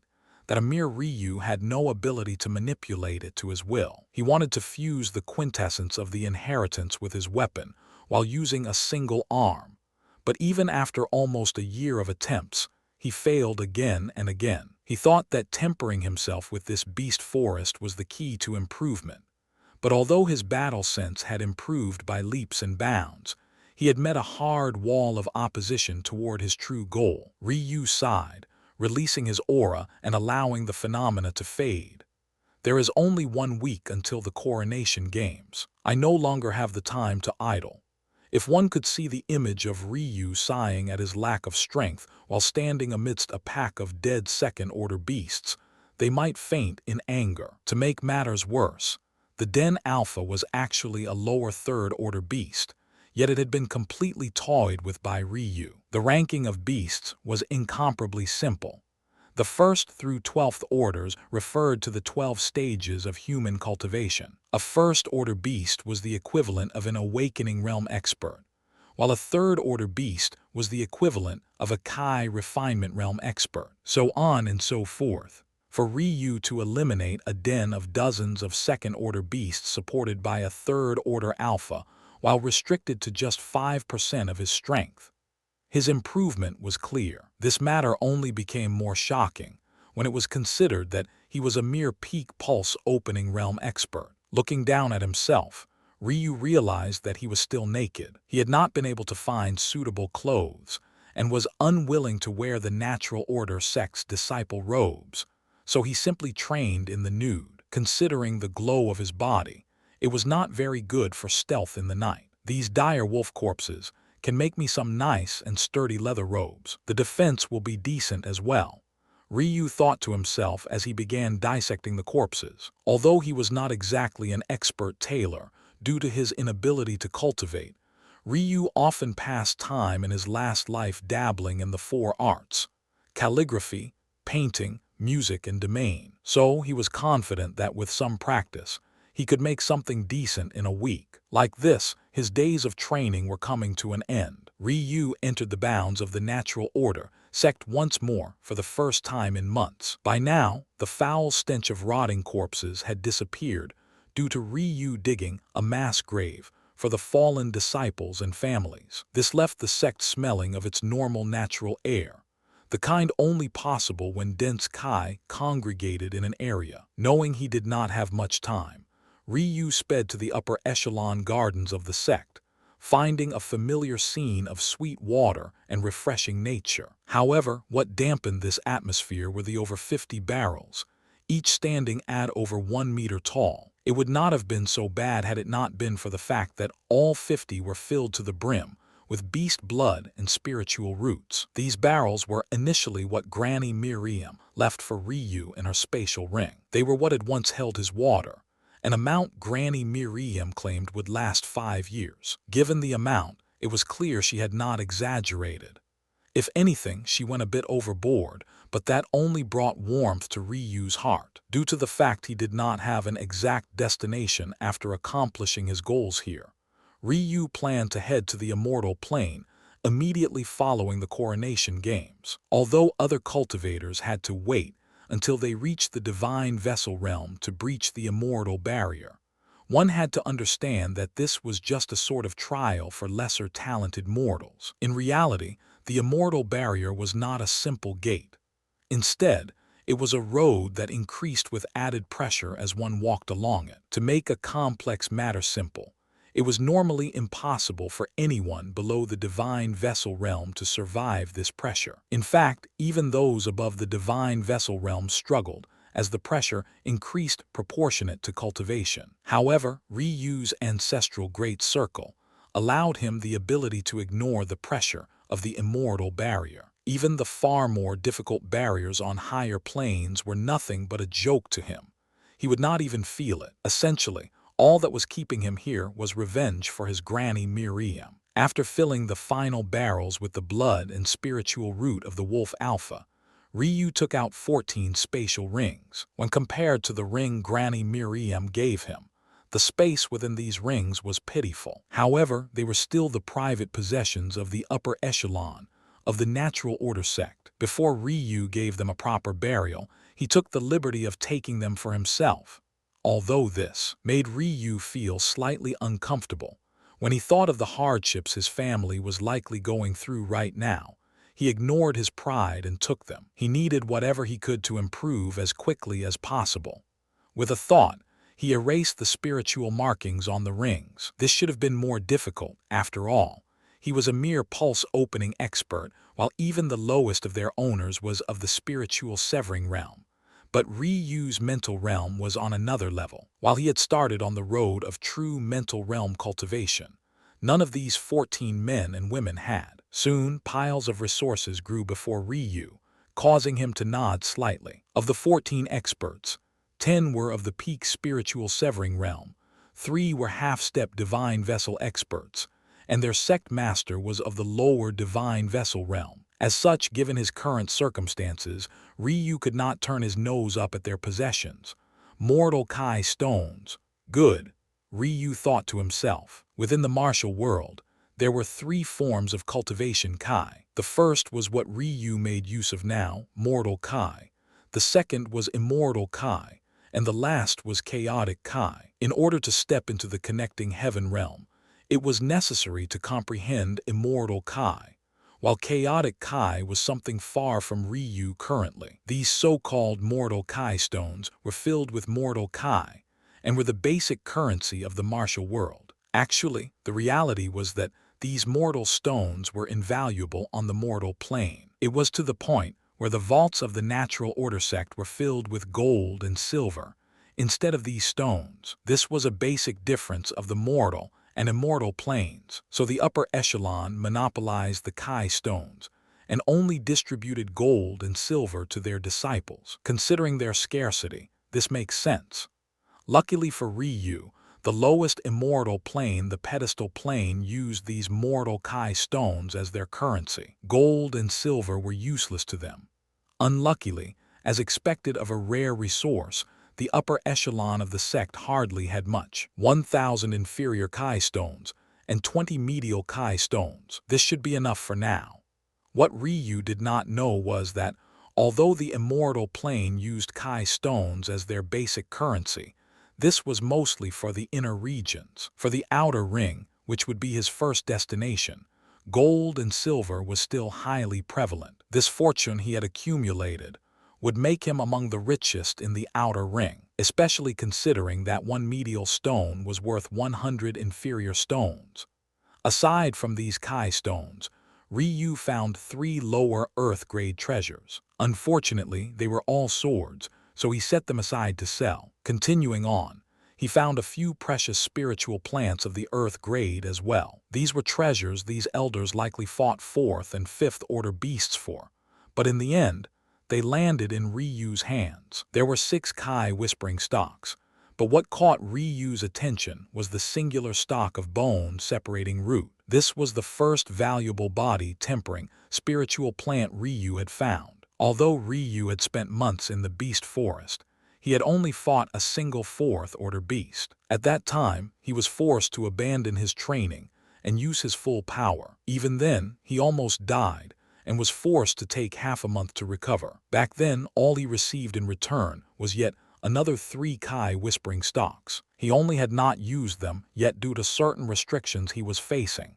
This is good. Once I find a body cultivating technique, this earth-grade root will definitely help me at a crucial time.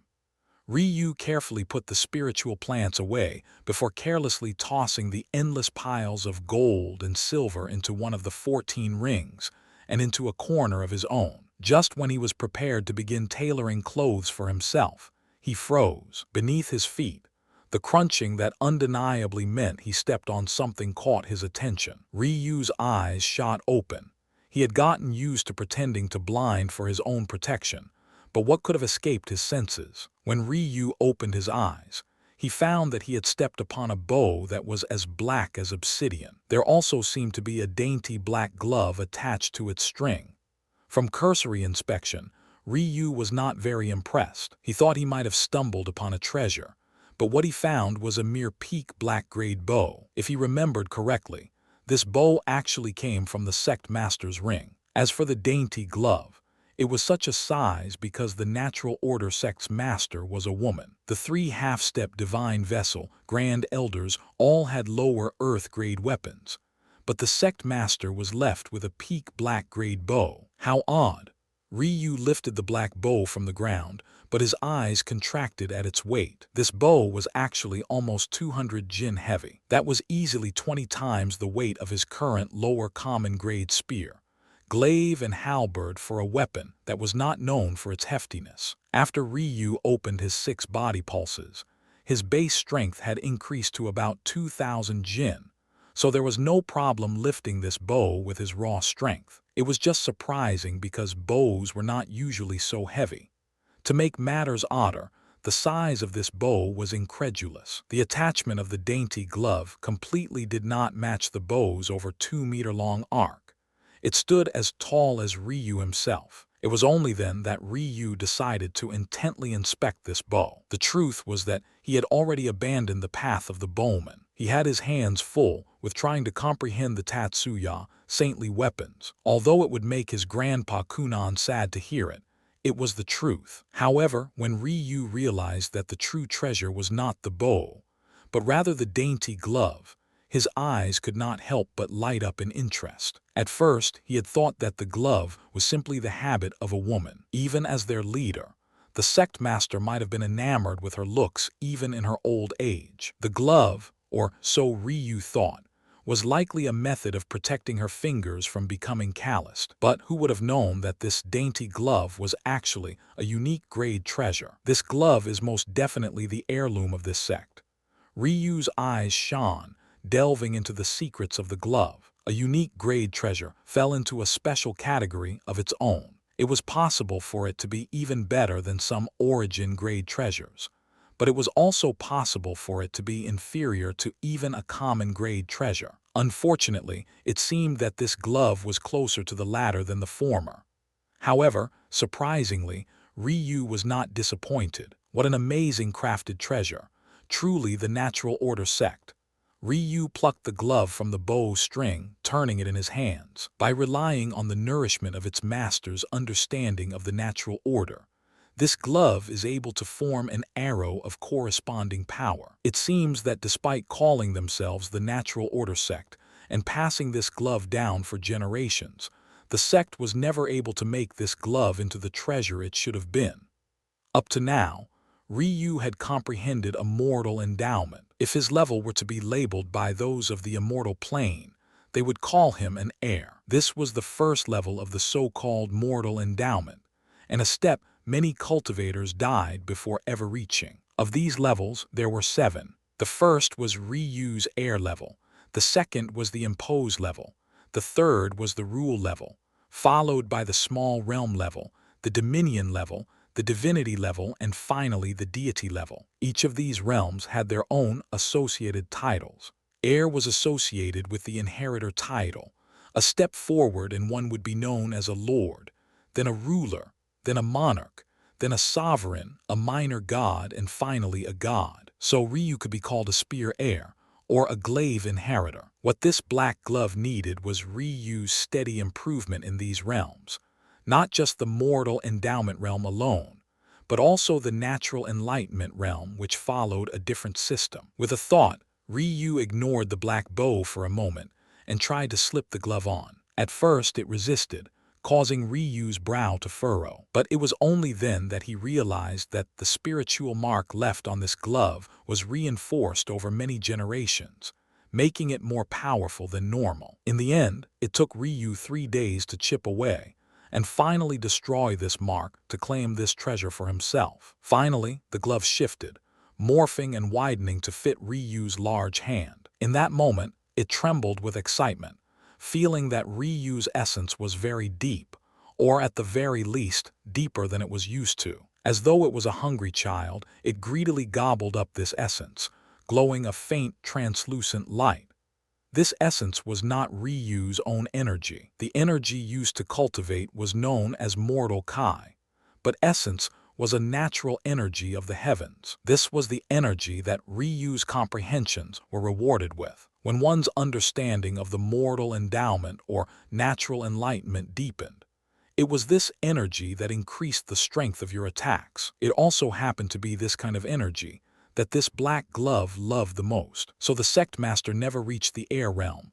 Ryu's brow furrowed. No, that is not what it is. It's possible that the sect master even faintly touched upon the imposing realm. It's just that the Tatsuya saintly weapon inheritance is on a whole other level compared to what she comprehended. My small success air realm is already stronger than her half-step imposing realm. Suddenly, the black glove began to evolve on Ryu's hand. First, its fabric lengthened, shooting up Ryu's arm and becoming a sleeve that extended from the tips of his fingers to his broad shoulder. Then, a black metal guard began to form, making the extremities of the glove look reminiscent of a knight's gauntlet. A comfortable feeling washed over Ryu. He suddenly felt like he was being nourished by the natural energies of the heavens. Almost absent-mindedly, he took control of the tall bow, pulling it back with all his strength. Despite his efforts, the string only reached 10% of its full flex.